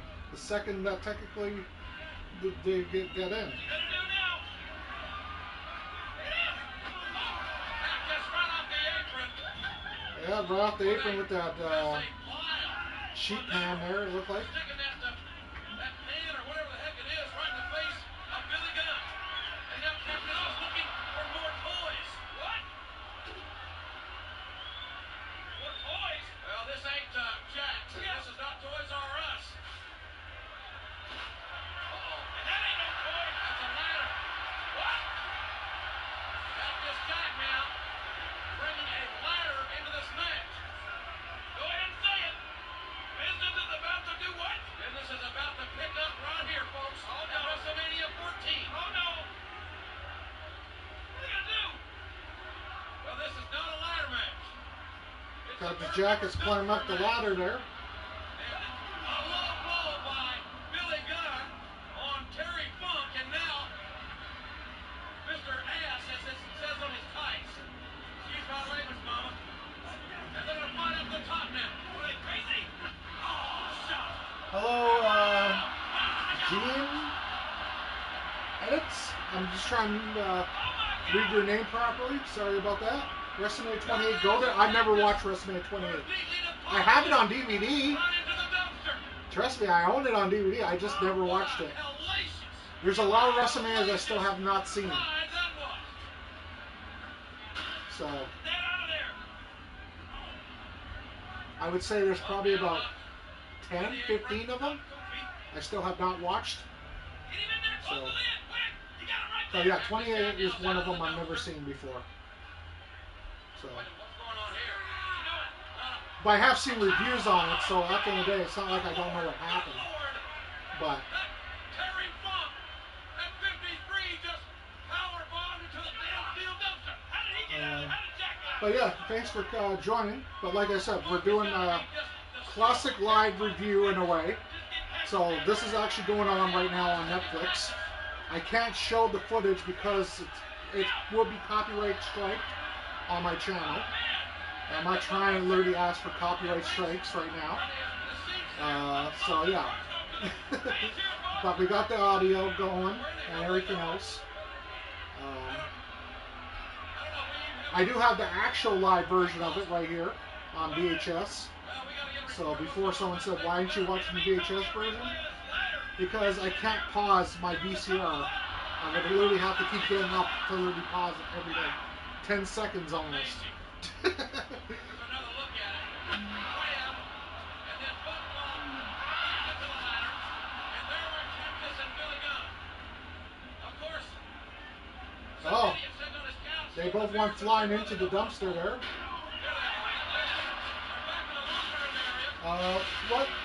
What match are you looking forward to the most in this WrestleMania? Well, I am going to be doing a WrestleMania 41 review on Monday. But I think Charlotte and Tiffany Stratton have a real live feud. And honestly, I like when there's heat and a good storyline compared to like just throwing a match together. And there's a lot of freaking matches that are just thrown together. I know people would say, well, Cena versus Cody Rhodes. I hate to tell you this, guys. I think it's going to end in a swerve. I think The Rock's going to win the championship. And it makes 100% sense that The Rock wins the champ. He's the final boss. Cena and Rock are one WrestleMania win each. You know, 28 and 29. You just mentioned 28. You know, they both will have won the WrestleMania. It kind of makes sense that The Rock wins the title. Both the Outlaws are in that dumpster. Both Outlaws are in the dumpster right now. It looks like we are going to have a winner. There's one lid shot. The other lid 2 shot. lid shots. It's over. All they got to do is just literally see. Referee waving an offer. He's saying it's over. I don't know, but what is supposed to do it? You don't need a crazy man driving a forklift.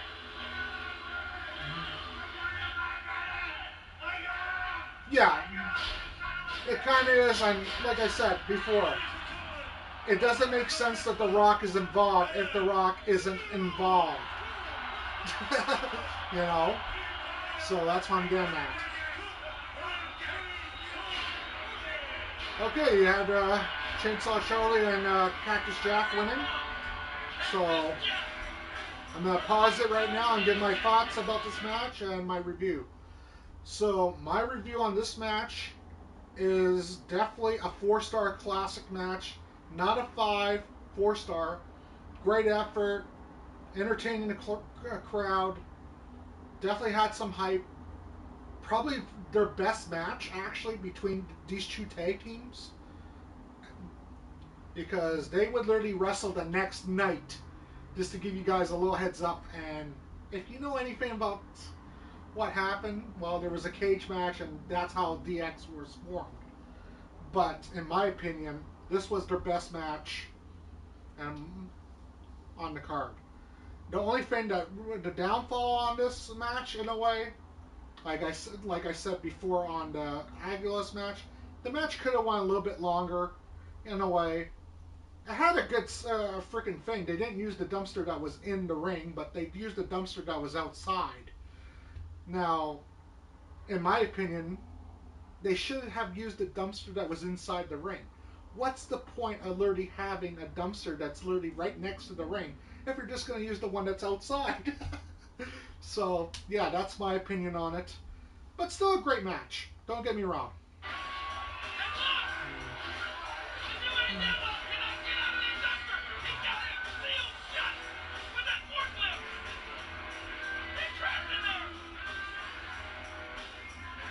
And that's how we're doing the review. So after every match, I just give a 1 out of 5-star rating. Certainly matches like we just saw, one of the reasons that this is the highest grossing event in the history of Boston, Massachusetts, ladies and gentlemen. We thank all the fans here for that. Now, ladies and gentlemen, coming up. Oh, we got Undertaker versus Kane. One of my favorite feuds of 1997, going into 1998. Undertaker and Kane. I remember when Kane first debuted at Bad Blood 97, one of the greatest freaking debuts. Anyway, in that Hell in a Cell.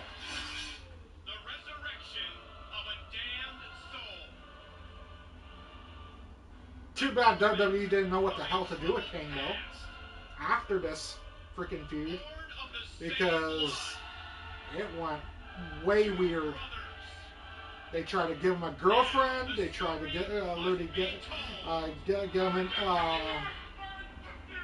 R word. I'm not gonna say it on the freaking thing, but I think most people know what I mean with Lita. And then there was the Katie Vick angle, which made him into a Red Rummer. So yeah, and everything else, you know.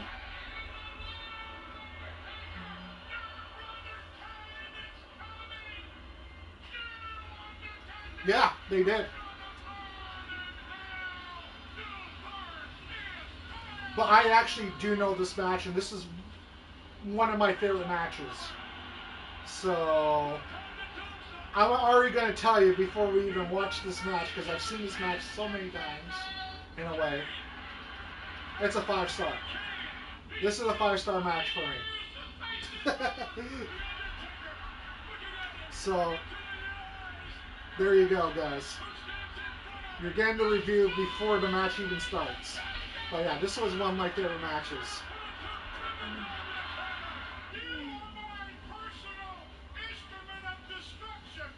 And also literally showed that King was a monster, you know, in this match.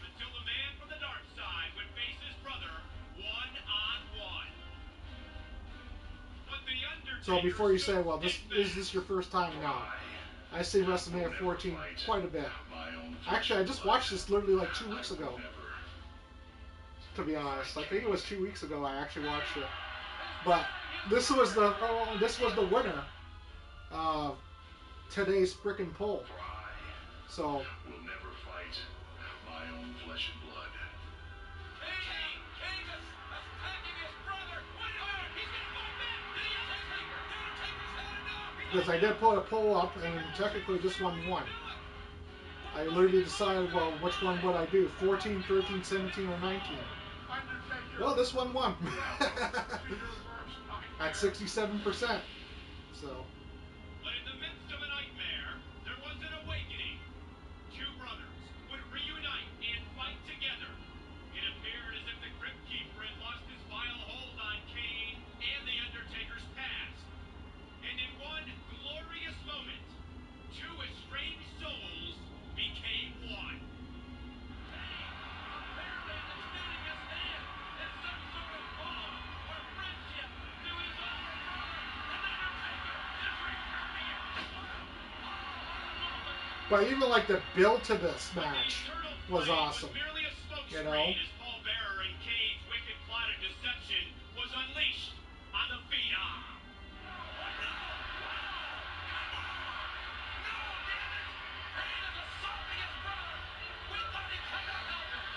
And there's one man you should thank for the Kane freaking guy. Well, the Kane creation. Jim Cornette. Thank you, Jim Cornette, for creating Kane. And really freaking giving us a fucking monster that anyone that would love. You know? Because, yeah. If it wasn't for Jim Cornette, I don't think we would have had Kane. And Glenn Jacobs will still be playing what? A dentist? Or a fake diesel? You know? That didn't go so well.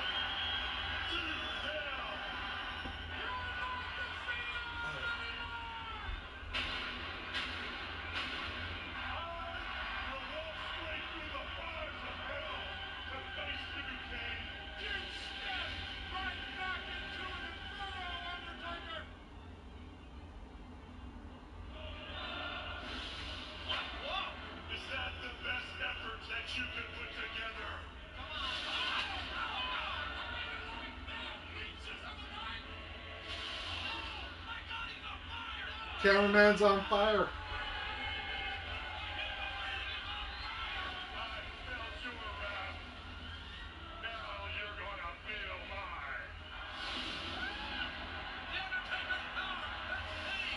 But yeah, guys, the reason why I can't show any of the footage in a way is because, yeah, WWE loves to copyright strike any channels that show footage of their actual, like, events.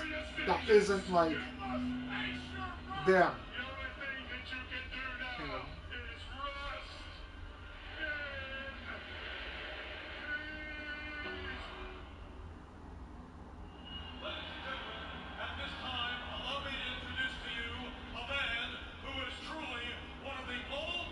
Oh yeah, this is the Pete Rose segment, right? Where he gets tombstone.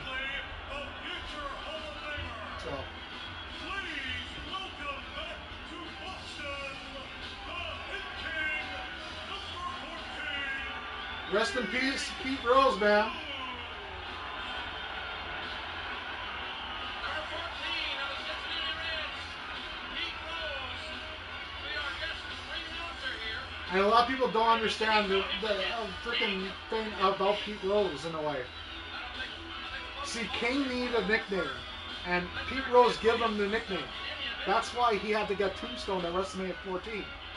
Because Pete Rose was originally called the Big Red Machine because he was from the Cincinnati Reds.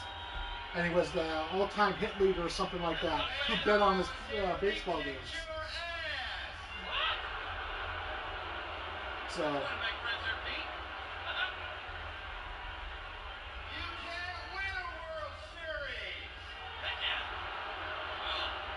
And you guys have to remember, this is before 2004. So he was right. It'll take him almost 100 years to win a World Series. the Boston Red Sox. Bill Bucker but he couldn't bend over to pick him up. Speaking of the World Series and the record this year in Boston with the Red Sox. Well, they call it the curse of the Bambino. Right here. The city of losers. Easy. Did you prep Pete Rose? Well, we did have a couple of photos made before the match. And now, introducing... Whoa.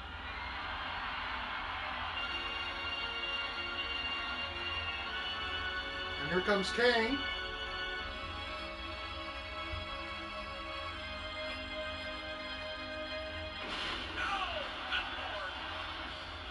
Hellfire and brimstone personified.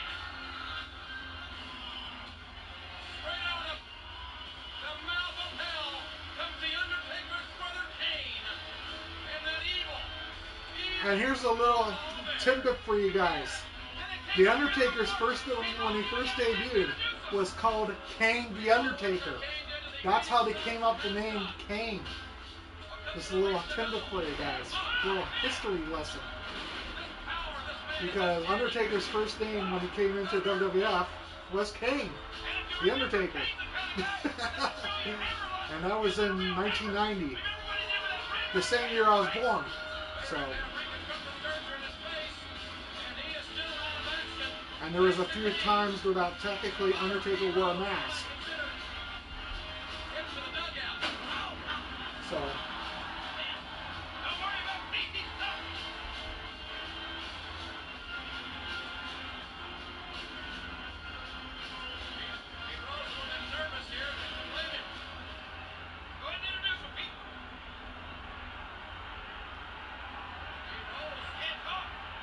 So for anyone that wants to know how did King get his name, that's how King got his name. He rode the Tombstone Power Driver on him.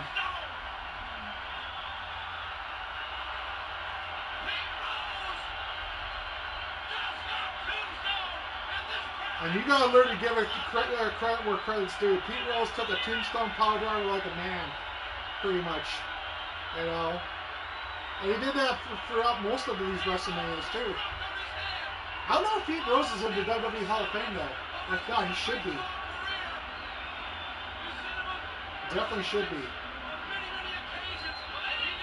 Because he did literally like wrestling stuff with WWE all the way up until I think 2003. Because I know he did the WWF No Mercy commercial as well with Kane. So, and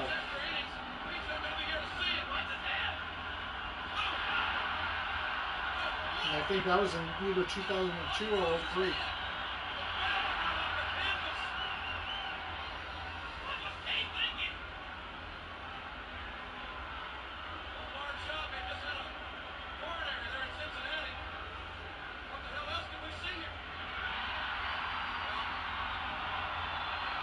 Here comes the Undertaker's entrance that's always like 20 minutes long.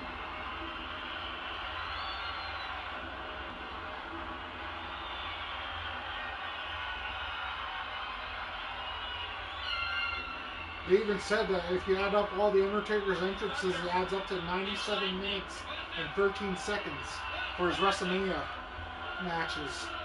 I don't know if that's true, but it seems accurate. You just have some long entrances.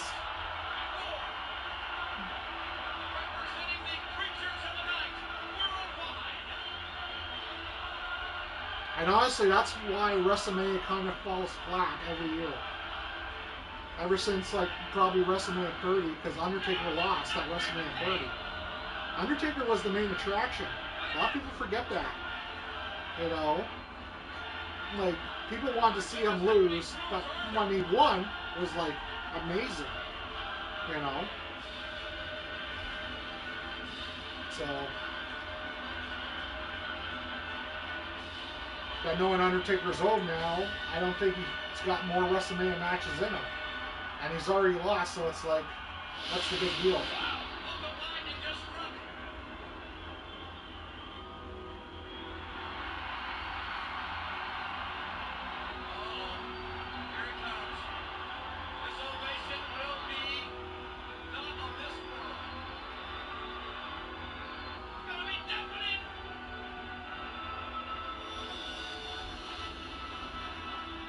But it was a very cool visual.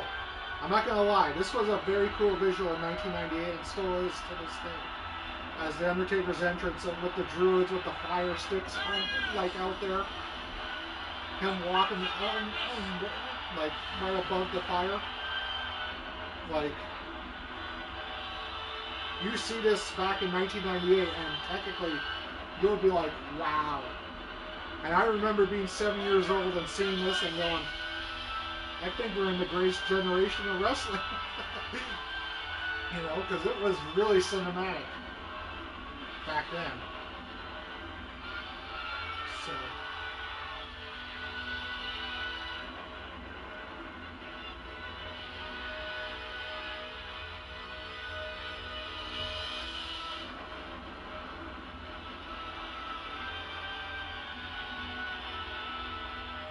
What a hellacious matchup this is going to be.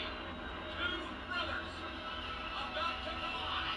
Two 7-foot, 300-pounders about to go one-on-one for the very, very first time ever.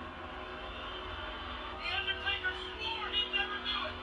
He had promised his dead parents he'd never face his own flesh and blood. Well, like I said, guys, to me this was a 5-star classic. Over the edge. I've seen this match many times. I already know what I would rate it. So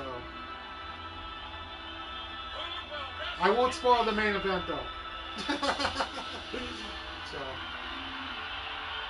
with Austin and Michaels, that one you would really have to find out at the end. But I'll rate it. But this one, yeah.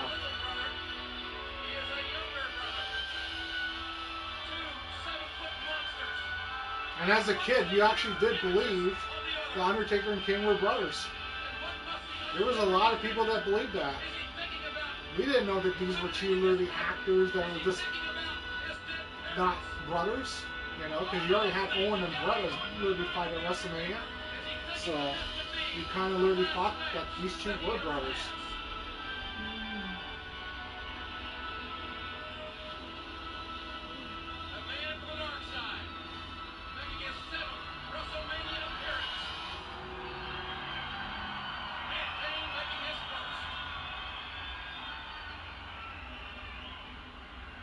Well, here we go. Match is about to start. Face to face, eye to eye.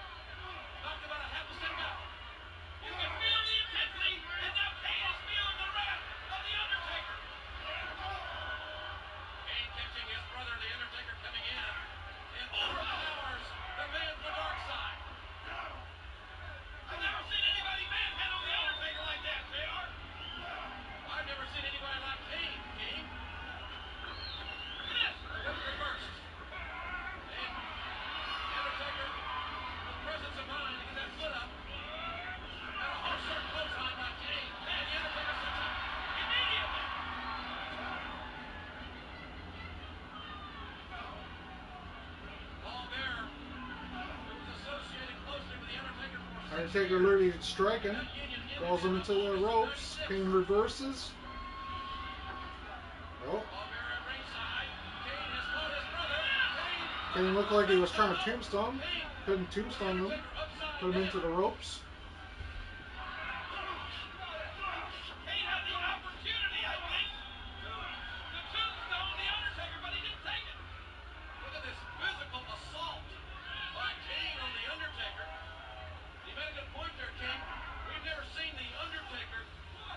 Well, if you guys ever want me to do WrestleMania 28, because like I said, I've never done that, and someone literally said WrestleMania 28 is goated, in a way, I could try to watch it. I do have it on DVD, so it's not like I don't. I do have Netflix too, so it's not like I can't watch it either. So, but like I said, I've never watched it, so I've only seen like the reviews of it. So. Well, I'm amazed at the fact that I guess I hadn't really realized it before, but Kane is, I mean, he's bigger than his brother, The Undertaker. The Undertaker had to look up into the eyes of Kane. And so far, you hear Paul Bearer? Yeah, I hear him. He said he told The Undertaker this was going to happen. Front face lock, and oh my gosh. Dropped right over the top of the ring rope. Hard forearm shots right to the mid-back of Kane, or by Kane. And those hit him. Oh my, what agility. Springboarding off the top rope was Kane on his brother, The Undertaker. Kane made a lasting impression on everybody in front of 20,000 fans last October in St. Louis at Bad Blood. He's making an impression right now on The Undertaker. No doubt about it. But yeah, I just love the fact that how WWF literally made Kane into a monster at this time. Because Undertaker needed Kane. You don't understand how bad Undertaker needed Kane. Because before Kane, there was really not really any villains that would really step up. Like you had Mankind, but like how many times can you do Mankind versus Undertaker before it gets kind of stale? You know? And don't get me wrong, they would do even more matches, Undertaker and Mankind, in 1998 as well. But by then, it was like, okay, they took a bit of a break, in a way. But they didn't take a break, I guarantee you. King of the Ring 98 would have been a boring match. And you're going to say, how? It's a Hell in a Cell. Very simple. When you do the same matches over and over and over again, it's kind of like, do you want to see it?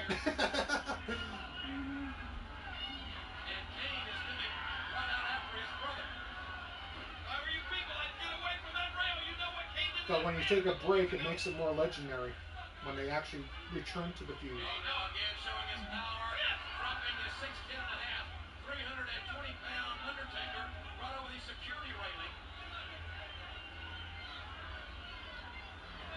I'll tell you what, it's been an unseasonably hot day in Boston, but and then Undertaker and King would meet back at WrestleMania 20 as well. Here at WrestleMania 14 and in this matchup specifically.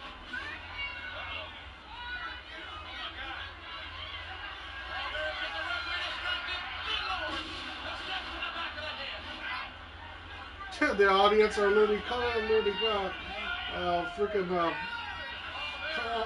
his freaking Paul Bearer's real name, which was William Percy. But at the end of the day, yeah, it's kind of funny, and it's also breaking kayfabe too. And kayfabe's what they call is the magic of wrestling. So. Very deliberate in his approach. Well, you got to realize, JR, that there may be some people out there right now watching this matchup that love that hideous human being, Paul Bearer. Man, the Undertaker in a wicked state. What cheap shots by this over. Some people may not know the history between these two. Let's face it, the Undertaker caused the death of his mother and father and the disfigurement of his younger brother. And for years, the Undertaker... That's right, that's what I've heard. Well, he speaks the truth. And for years, the Undertaker thought his little brother, Kane, was dead too. Suplex outside, back in, wonderful power, unbelievable strength. But thanks to Paul Bearer, who had nurtured and probably raised for years, Kane reappeared. And he comes back to haunt the Undertaker right now. Again, the Undertaker's having to cover up. Undertaker literally in the corner there, just literally covering up, getting hammered by King.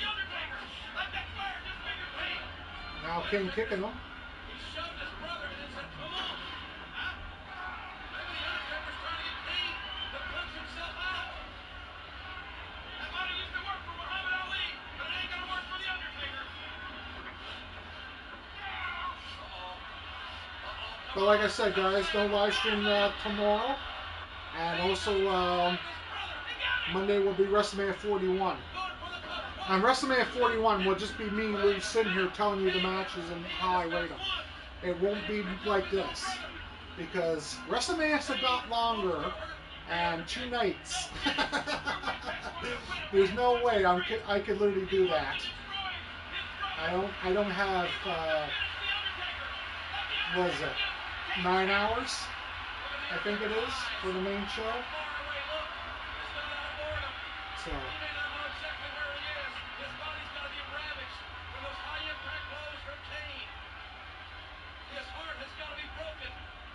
And that's also what killed WrestleMania too. He just said, but it really does. When you literally have WrestleMania for 2 nights and you've got 2 main events, it literally takes the fact that now you're literally killing your main event with another main event. You know?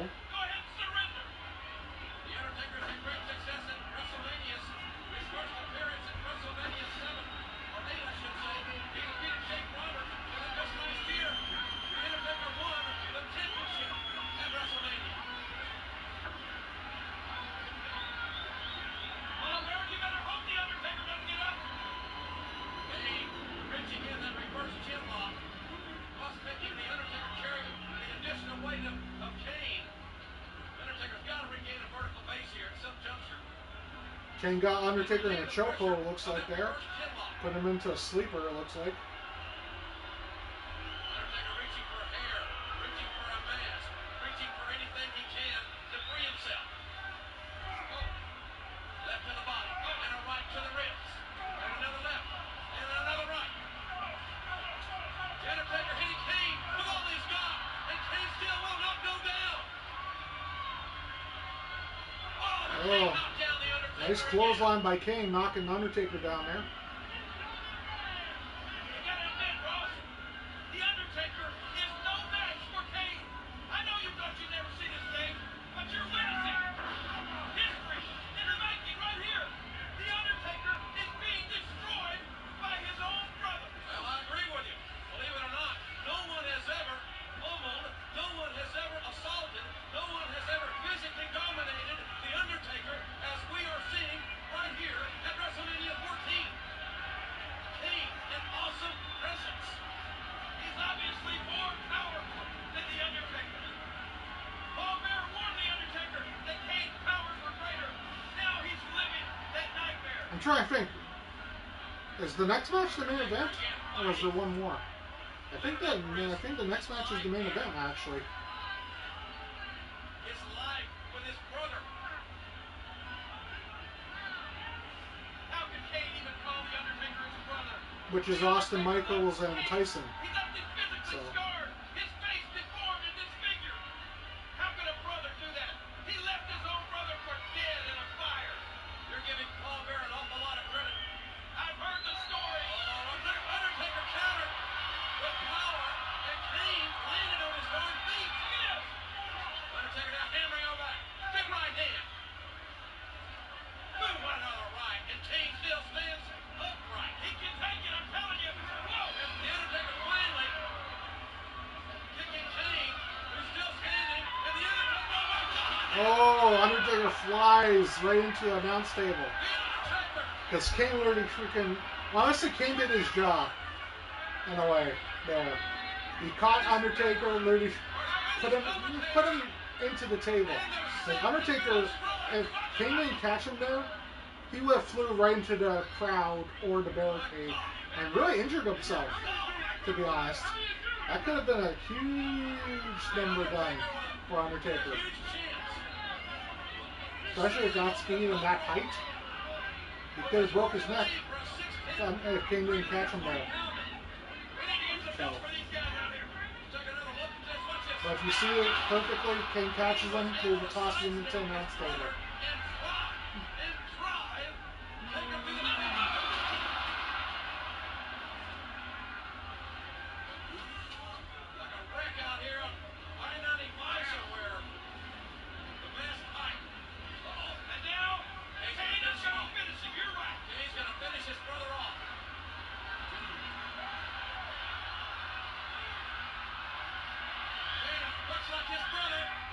Kane with a flying clothesline there. The flying clothesline off the top rope. I know you people can't believe what you're seeing, but Kane continues to dominate. Oh no! Undertaker got the left shoulder up.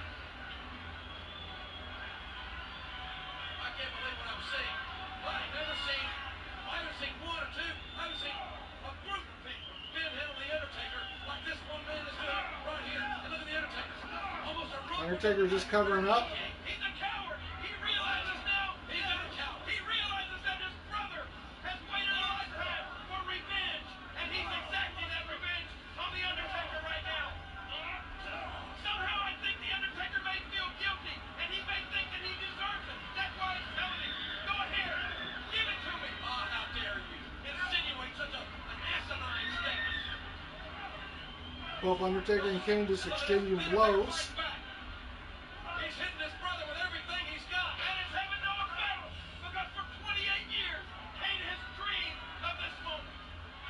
The pain and the fatigue got to be setting in. Well, is this a tombstone? Nope. Kane reverses. Kane reverses into his own tombstone, I think.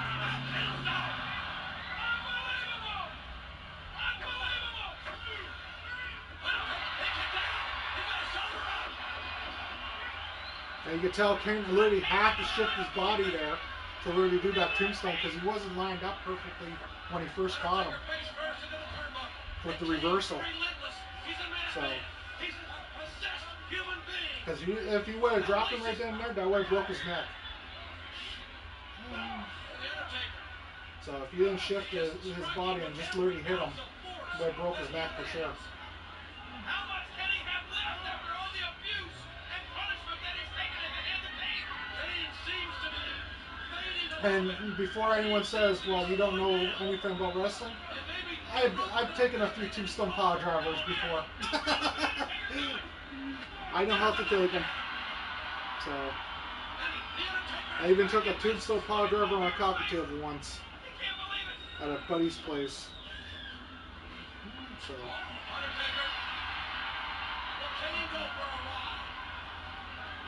Undertaker with a choke slam.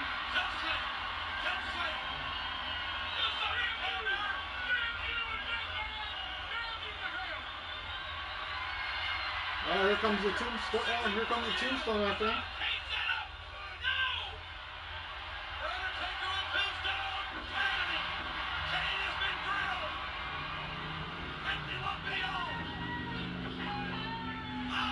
And Kane kicks out of the tombstone. Nobody's ever done that.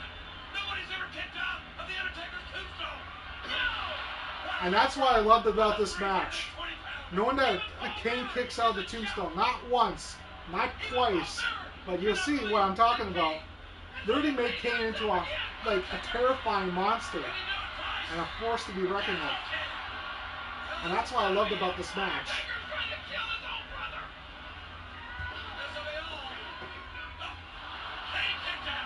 And see Kane kicked out of the second tombstone right then and there. You know?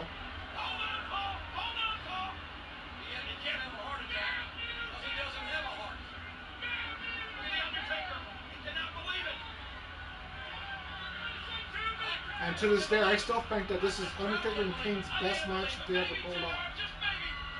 Was this one right here. They would have better matches, but nothing succeeded this. The story, the drama, the anticipation of this match, it just felt like a real main event.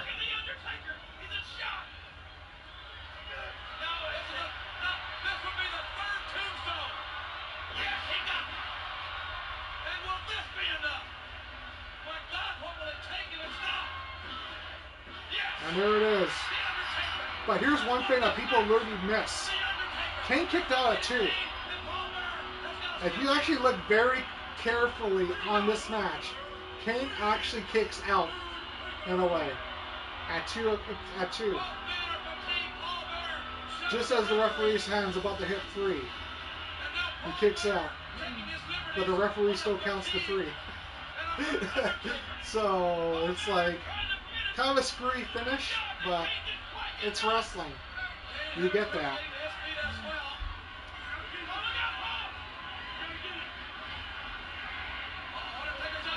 Undertaker's up, punches Paul Bear right in the face.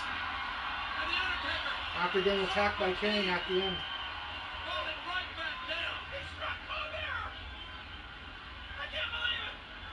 And even like this really make Kane into a monster. You know?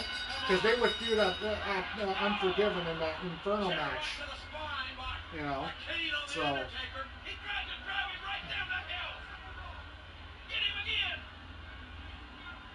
But here's one thing that people don't know. That the next pay-per-view wasn't Unforgiven. There was one in the UK, and I actually have it on VHS. It was called Mayhem in Manchester.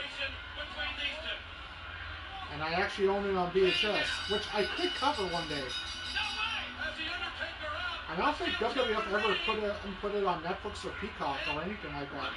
I think they only put it on VHS. So.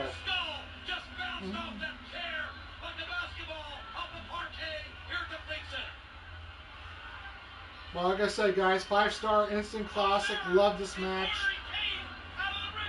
Kane literally had to take 3 tombstone power drivers to literally lose the match. Showed that Kane was a monster, a force to be reckoned with, you know.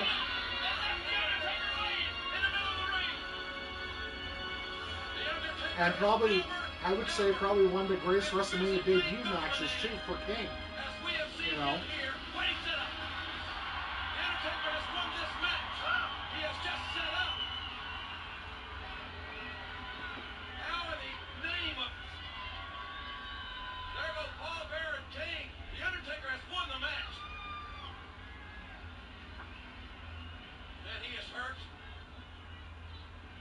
But I won't pause it because I already said what the review was. 5 stars. So.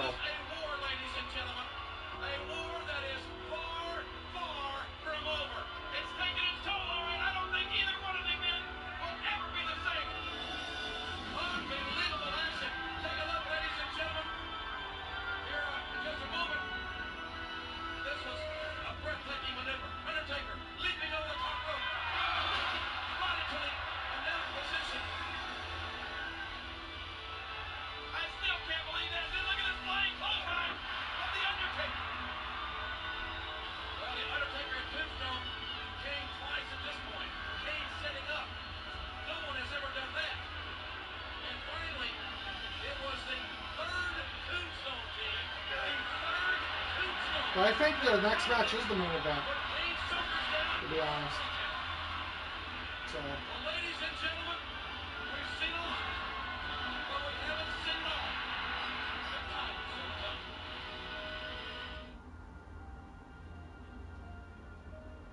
Showing good old Freddie Blassie. The echoes, cheering my name. Rest in peace, him as well. Time must not silence the crowd. Yeah. I never did. And now Ernie Ladd, Ron Monsoon. All these guys have passed on. Flashing lights. We never flew through the air. We were men of courage and of steel. They were men without fear. I can still hear the echoes cheering my name. But today, I cheer for them. Oh, it's a WWF Attitude commercial. Bless all those men. Very, very proud of its legacy and what those athletes and that paved the way for what we are about to see here tonight. This is it. Get ready. It's what it's all about. Here we go. Austin Michaels and Tyson for this belt right here. That's right. I got the Wind Eagle belt. And this belt was literally, this was the last time this belt was literally shown until 2024, I think it was, when Cody Rhodes literally brought it out. But yeah. And also, I got the magazine too of WrestleMania 14. That has Austin Michaels of April 1998. So. Never take that from Steve Austin or anybody. That's what it's all about, is respect, and indeed respect it will be. And calling your ass out. You want to do it? Let's do it right now. Wait a minute. Good God, don't tell me that Mike Tyson has joined. But it was awesome to see Mike Tyson in WWF, to be honest. I actually know Mike Tyson very well. I haven't seen him in almost 20 years though, but you know, he is still the guy that, in my opinion, is still one of the baddest guys back then. You know, like I don't know how many people could bite someone's ear off and literally spit it back in their freaking face. You know, like he did in '97 to Evander Holyfield. And after WrestleMania, who will still be the baddest man on the planet? I will, Heartbreak. And if I remember correctly, I think he got paid like $4 million to do this WrestleMania. WrestleMania, yeah, what And actually, he was supposed to do 17, from what I heard. He was actually supposed to do WrestleMania 17, but backed down because he wanted more money than what he got paid at WrestleMania 14. So. Is scheduled for one fall, and it is for the World Wrestling Federation Championship. Introducing first, the Special Enforcer, the baddest man on the planet, Iron Mike Tyson. Yes, he's gonna kick your ass right now. Think you can tell us what to do? Yeah. You think you can tell us what to win? Think you better? Well, you better get ready to bow to the master.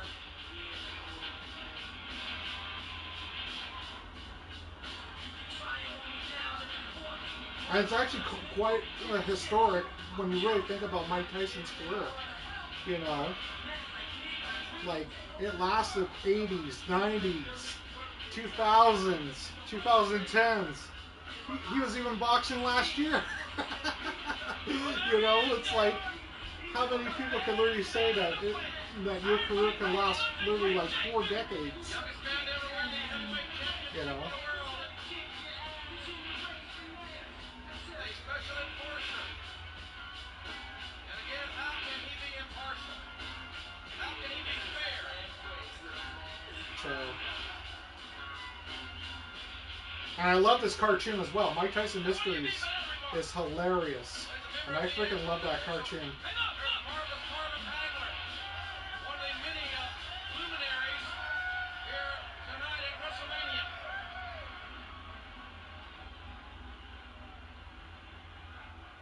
Here comes Austin, Stone Cold. But I will give you my thoughts and my review on this match as well at the end of it. Because I got a lot to say on this match.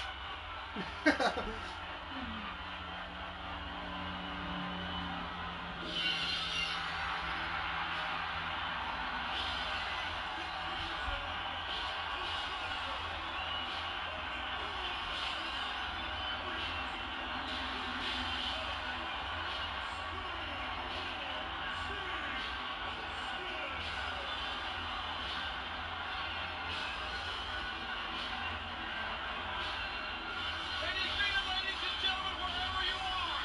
Can you feel the emotion that we're all experiencing here as the championship? Wrestlemania 14 song. I just seen that. That's hilarious, actually.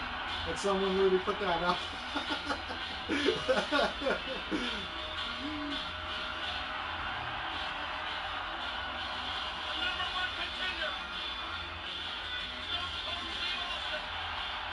And there's no doubt that Austin was over in '98, man.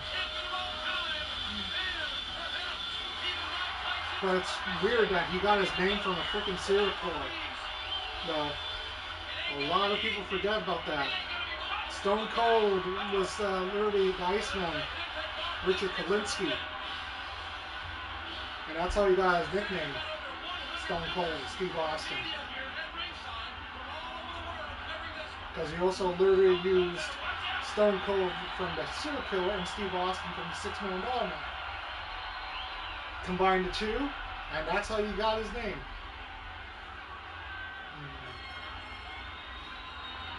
And here comes Shawn Michaels. Triple H giving, telling people he's #1. I'm going to make it YouTube friendly, saying he's #1. Because that's what they used to say back in WWF days. When people would give the bird. They'd say, he's #1. He's telling you you're #1. And that was like in '96. They used to say that quite a bit.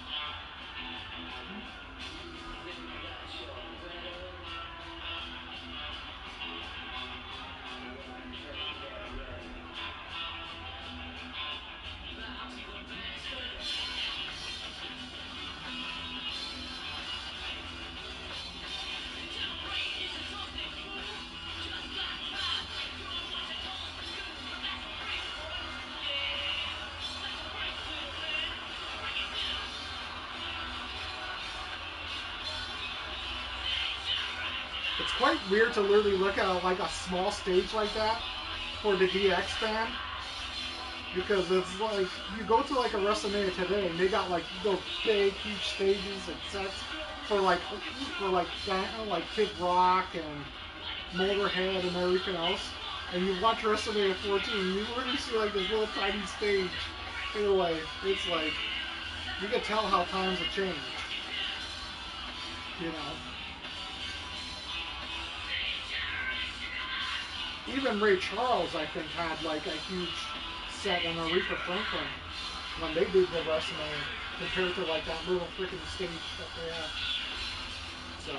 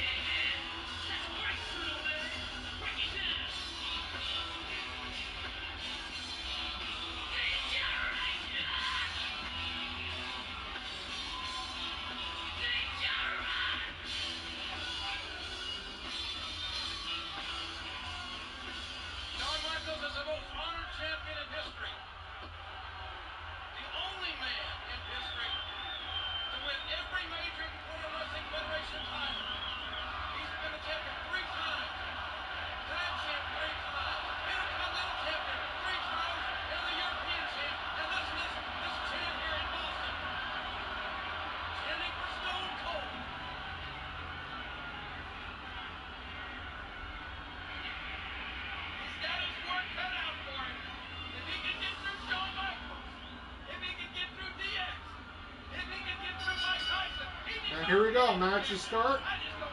Main event time. Mike Tyson already tried to trip up Austin there. He's going around the ropes. This is what our business is all about. It's about earning the opportunity to wrestle in the main event at a WrestleMania. Look at Shawn Michaels.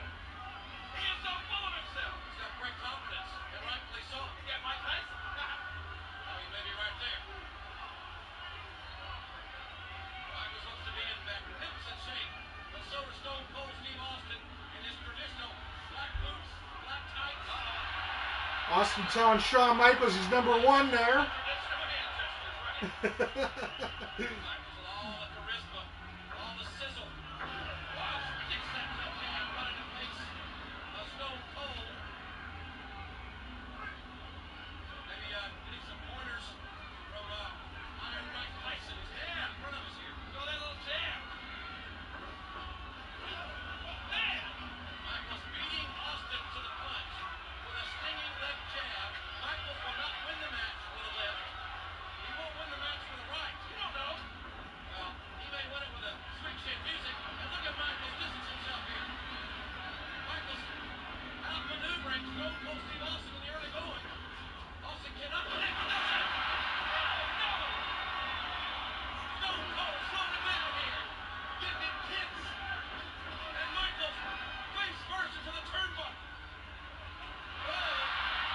Shawn Michaels showing his ass to everyone in public. Because Austin pulled down his pants. Austin kicking his legs down behind him. Shawn Michaels still showing his ass. Pull your pants up, buddy.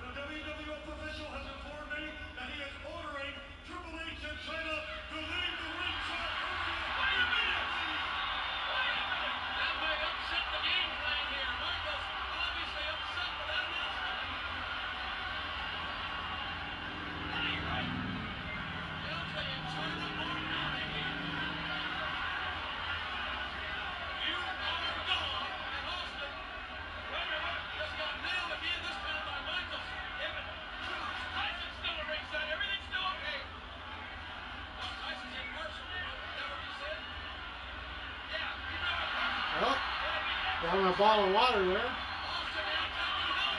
Austin going after Triple H as he's literally trying to leave.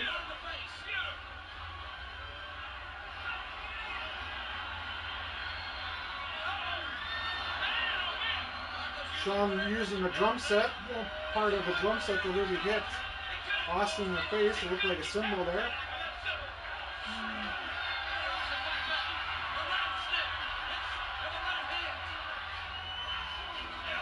Austin gets thrown into a dumpster.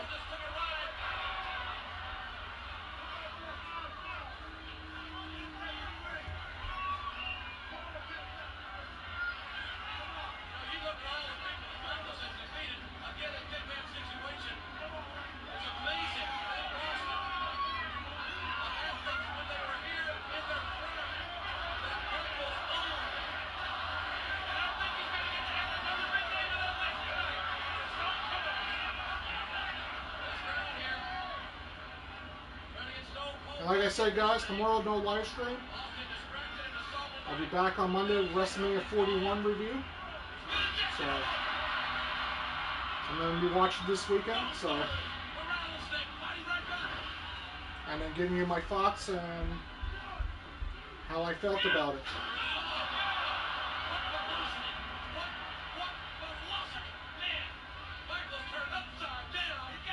Michael got thrown very hard into the turnbuckle there.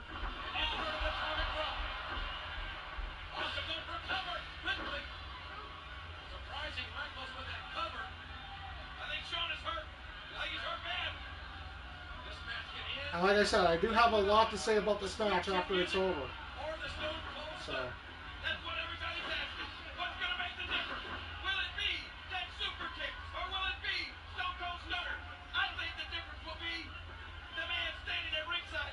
I'll wait until the match is over, because at the end of the day, yeah. Regaining control. Michael's the more experienced of the two. And, look out! Oh, man! The waistlock, it just brought Michael straight south.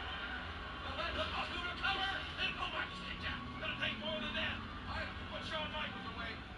Austin surprisingly going for those pinfall situations, and there he goes. Austin trying to do a Stone Cold Stunner.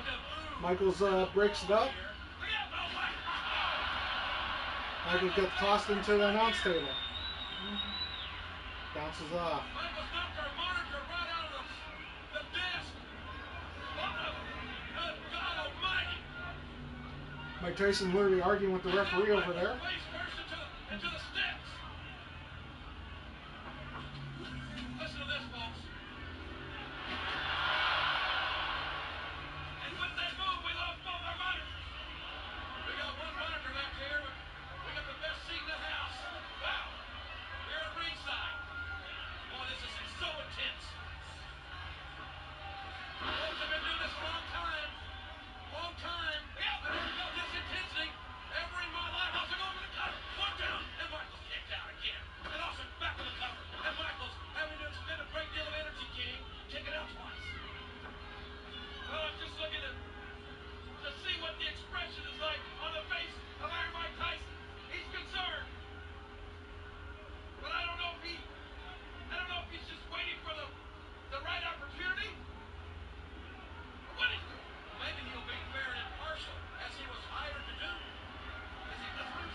like I said, guys, I'll do more pay-per-views reviews in the future. I know that technically I will be doing one that I was at, my very first one back in '95. That will probably be in October, in a way, because that's when the pay-per-view did happen. So, to celebrate its 30th anniversary. So, I'll probably do that. I'm thinking about doing some King of the Ring ones. So,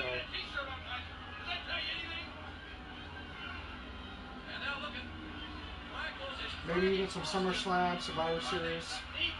You know.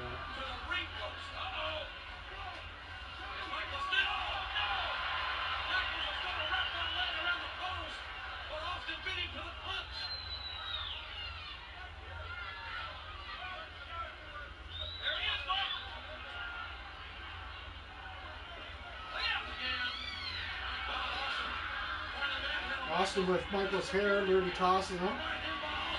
And now literally punching him in the face. Michaels tosses Austin onto the outside of the barricade.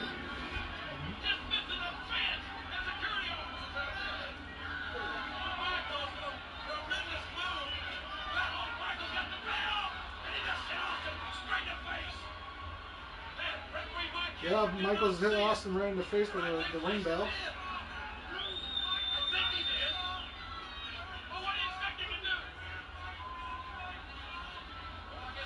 I like how the freaking fans are really trying to put their chairs away. You know, like, just to make a little extra room for Austin. It's the little touches that matter. Because some fans would literally say, well, I paid for the seat.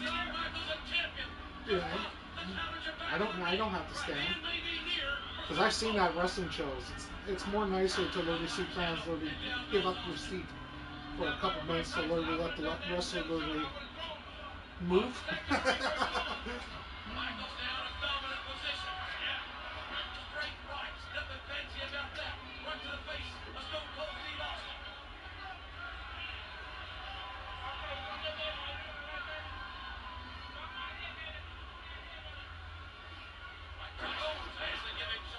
Shawn Michaels was stomped right to the freaking face of to Austin. It looked like. Holding his back.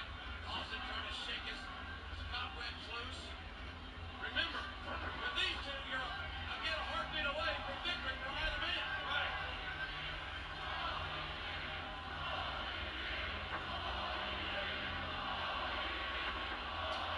Austin with some, and then Michaels with some straight punches to Austin right in the corner.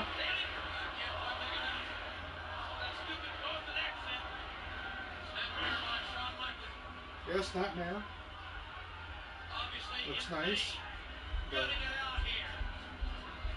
Defending his title. And as he has said, he don't lay down for nobody. You can see the pain, though, in Shawn Michaels' back. He's hurt. Wild kick right to the solar plexus. Austin telling and then Michaels telling the fans that they're number one as well. Now. Austin with the loose brush press. Now Austin telling Michaels that he's number one. So.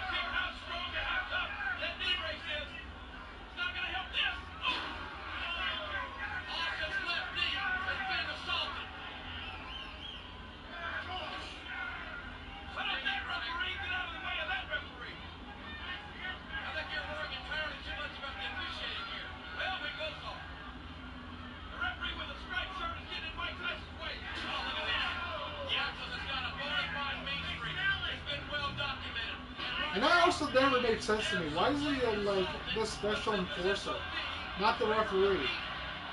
He becomes the referee anyways. So it's like, Just make him the referee. The champ for these people. The enforcer freaking thing just never made sense. That was a man focusing, staying on that left knee. I guess they just wanted to make Mike Tyson sound like the bad guy. I don't know. Look at the pain on the face of Steve Austin. Yeah, tell him. You hear what he's telling you? What he's saying? He's saying, who's the toughest SOB right now? Well, right now the champion is. There you go. He certainly has a distinct advantage. There you go. Look at Michaels. No wasted motion here. Michaels knows what he's got to do. Michaels knows that Stone Cold Stunner will not work. Hey, look, on his back. Michaels, with every ounce of strength he has left in his body, trying to snap that leg, trying to pull that knee right out of its socket. Again, single leg picked up by Michaels. Michaels may be going. Yeah! Wow! Austin countered. There's a cradle. 1, 2, yeah, no! Austin with a near fall there. And Michaels quickly back up. And Michaels quickly, even more quickly, back on that leg. Man, that was close. Look at Mike Tyson. I think he's really starting to enjoy this now. Iron Mike's really getting into it. Michaels' body is going to be ravaged in pain here. And the champion pulling out every stop. Using every ounce of strength and energy that he's got to keep Austin down. You won't be stunned with Austin in a vertical position. A horizontal position, I should say. Watch it here. Austin out here in front of us, tightening that knee brace. Mike Tyson right in front of us as well. Michael with a baseball slide kicking Austin into the announce table. Across our table. Man, baseball slide by Michaels. What a hell of a match. Woo. And Iron Mike Tyson, yeah. Tyson doing the crotch chop to Austin.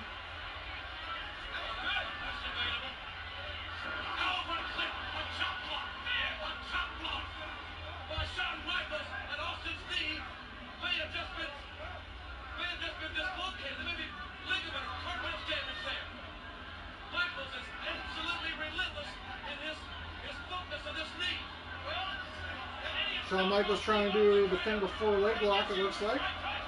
And yes, he does, and it's locked in.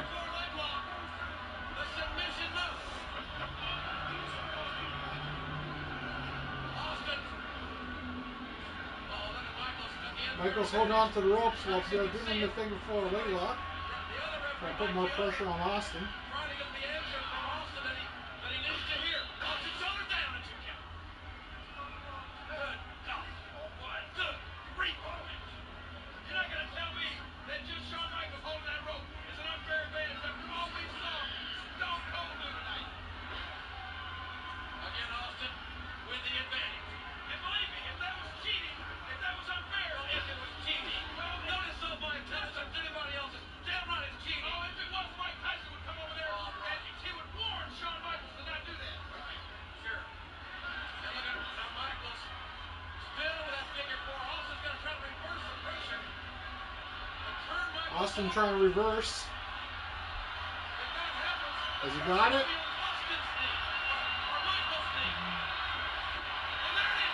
And there you go. There's the counter to the figure four. And Michaels quickly in the ropes.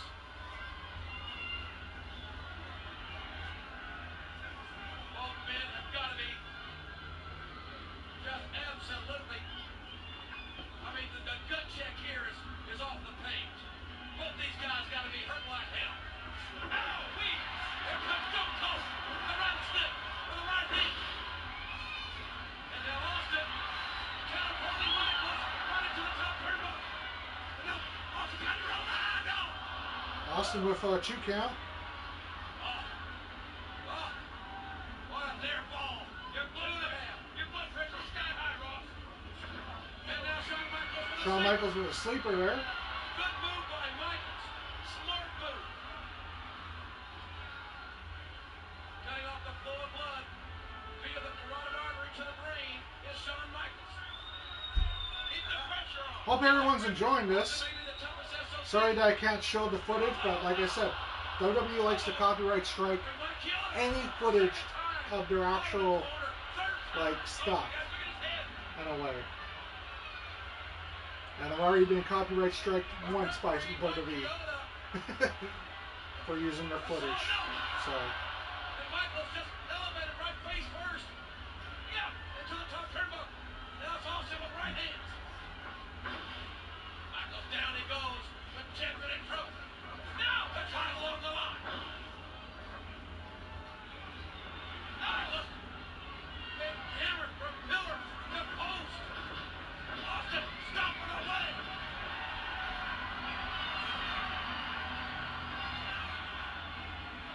Mike Tyson has got to do something now. He needs to get in the ring. Become the referee. Austin with a backdrop on Michaels. On that injured back of Shawn Michaels. My God, this whole match is a testament to Michaels' intestinal fortitude. And Stone Cold Steve Austin competing on one leg. Oh! Michaels with that forearm. We don't have a referee. We don't have any ref in the ring. Both men are down. Both men are out. And Shawn Michaels somehow comes up. My God, can you believe this man?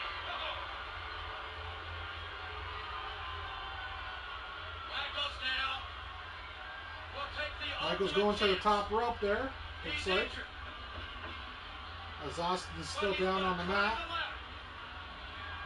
Michaels now. He's going to polish him off.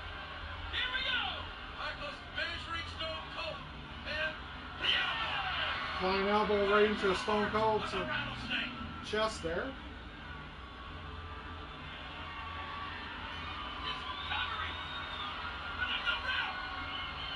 Michaels maybe tuning up the band. Or some sweet chin music, King. He brought his own band. Yes! Michaels getting it ready. He's put everybody down with sweet chin music. And he has put Austin down before as well, as we know.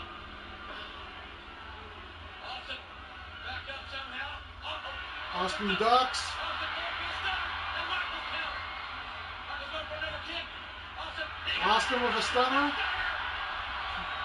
Tyson in 1, 2, 3. It's over, guys. Austin wins the title at Wrestlemania 14.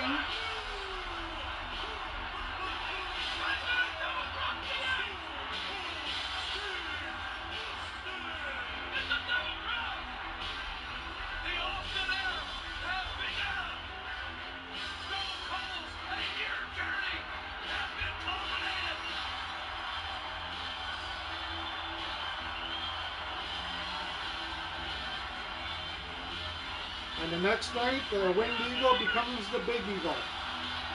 So, and if you guys want to know why it became, it's because Austin really cut himself on this night with that title. Had something to do with like the edges or something like that. Really cut him. So, they felt that they had to really smooth out the edges.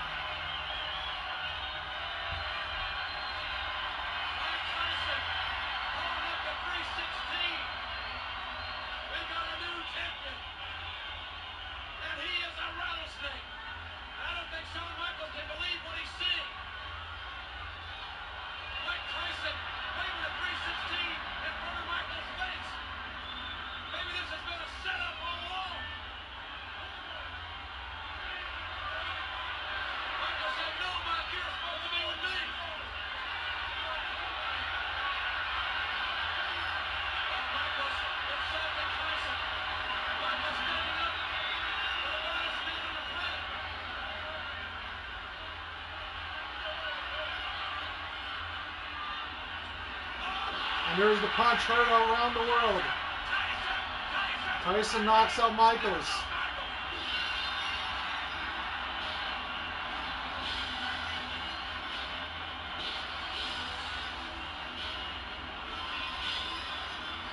I'm just going to wait for it to end, and then technically I'll give my review on this match and also my thoughts about this match. And yeah, I got a lot to say about this match. So,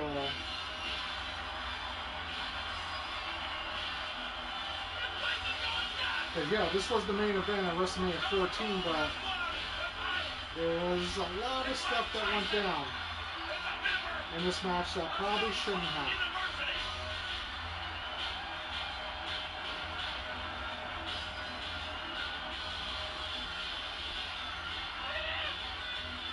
Tyson telling the fans he's number one as he leaves with Austin.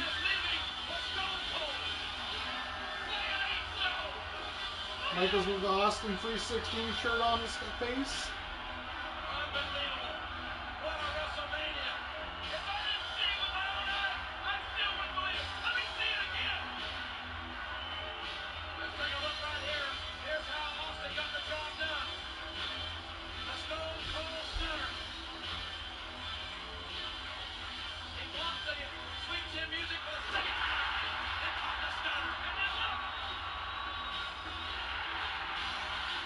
And then Michaels trying to build Mike Tyson. And Tyson counters with a right hand. Watch this right. Oh, yeah. A sharp right. Then put the lights out for Shawn Michaels. Wow. What a WrestleMania. Confetti literally blown all around the air. Wherever you are around the world, thank you so very, very much for being with us at this history-making WrestleMania 14. So long, everybody. This is WrestleMania. But yeah, that's where I'm going to end the show on that. But let's talk about that match and also my thoughts about it. That match, the star rating, 3 stars. Definitely not 5-star, not 4-star, 3 stars. That's fair. I feel that both competitors should not have wrestled that match. And you're going to say, but it was the dawn in the Attitude Era. Both Michaels had a back injury. He should have been stripped of that title right then and there when at the Royal Rumble 1998 in a way. Or the next night in a way. He should have been stripped of the title. If you literally have a severe back injury that's going to put you out for 4 years after WrestleMania 14, it kind of didn't make a lot of sense. I understand that they won the main event with Austin, Michaels, and Tyson. But putting someone's jeopardy at risk is not smart as a wrestling promoter. That could have literally been the backfire. You know, Weapon Shawn Michaels literally got paralyzed in that match. People would be saying Undertaker versus Shawn Michaels at 25, 26, Survivor Series 2002, SummerSlam 02. No, none of those matches would have happened because technically Vince literally put him in a match at WrestleMania 14 and could have literally have paralyzed them or broken them. So I feel that technically that was not the smartest thing to do. And then also with Austin was also injured. I still don't understand how Austin got medically cleared all the way from 1997 SummerSlam to literally Survivor Series 1999. How the frick did he get medically cleared? The guy had a broken neck. The guy had braces on his freaking legs. In a way, if you're a wrestling promoter, he's a liability. You know, yes, he might make you millions of dollars, but if he breaks down during any match, you have to baby him.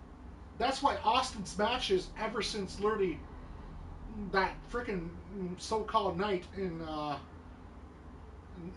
Eastover, New Jersey of SummerSlam 97, have never been the same again. They were always like a brawl, mostly like he did have star matches. It's just that technically it just never had the same effect, you know, in my opinion. And like I said, as a wrestling promoter, and I used to be a wrestling promoter, so I know exactly what I'm talking about, guys. You don't really want your main stars injured at all. You want to give them as much rest as you can.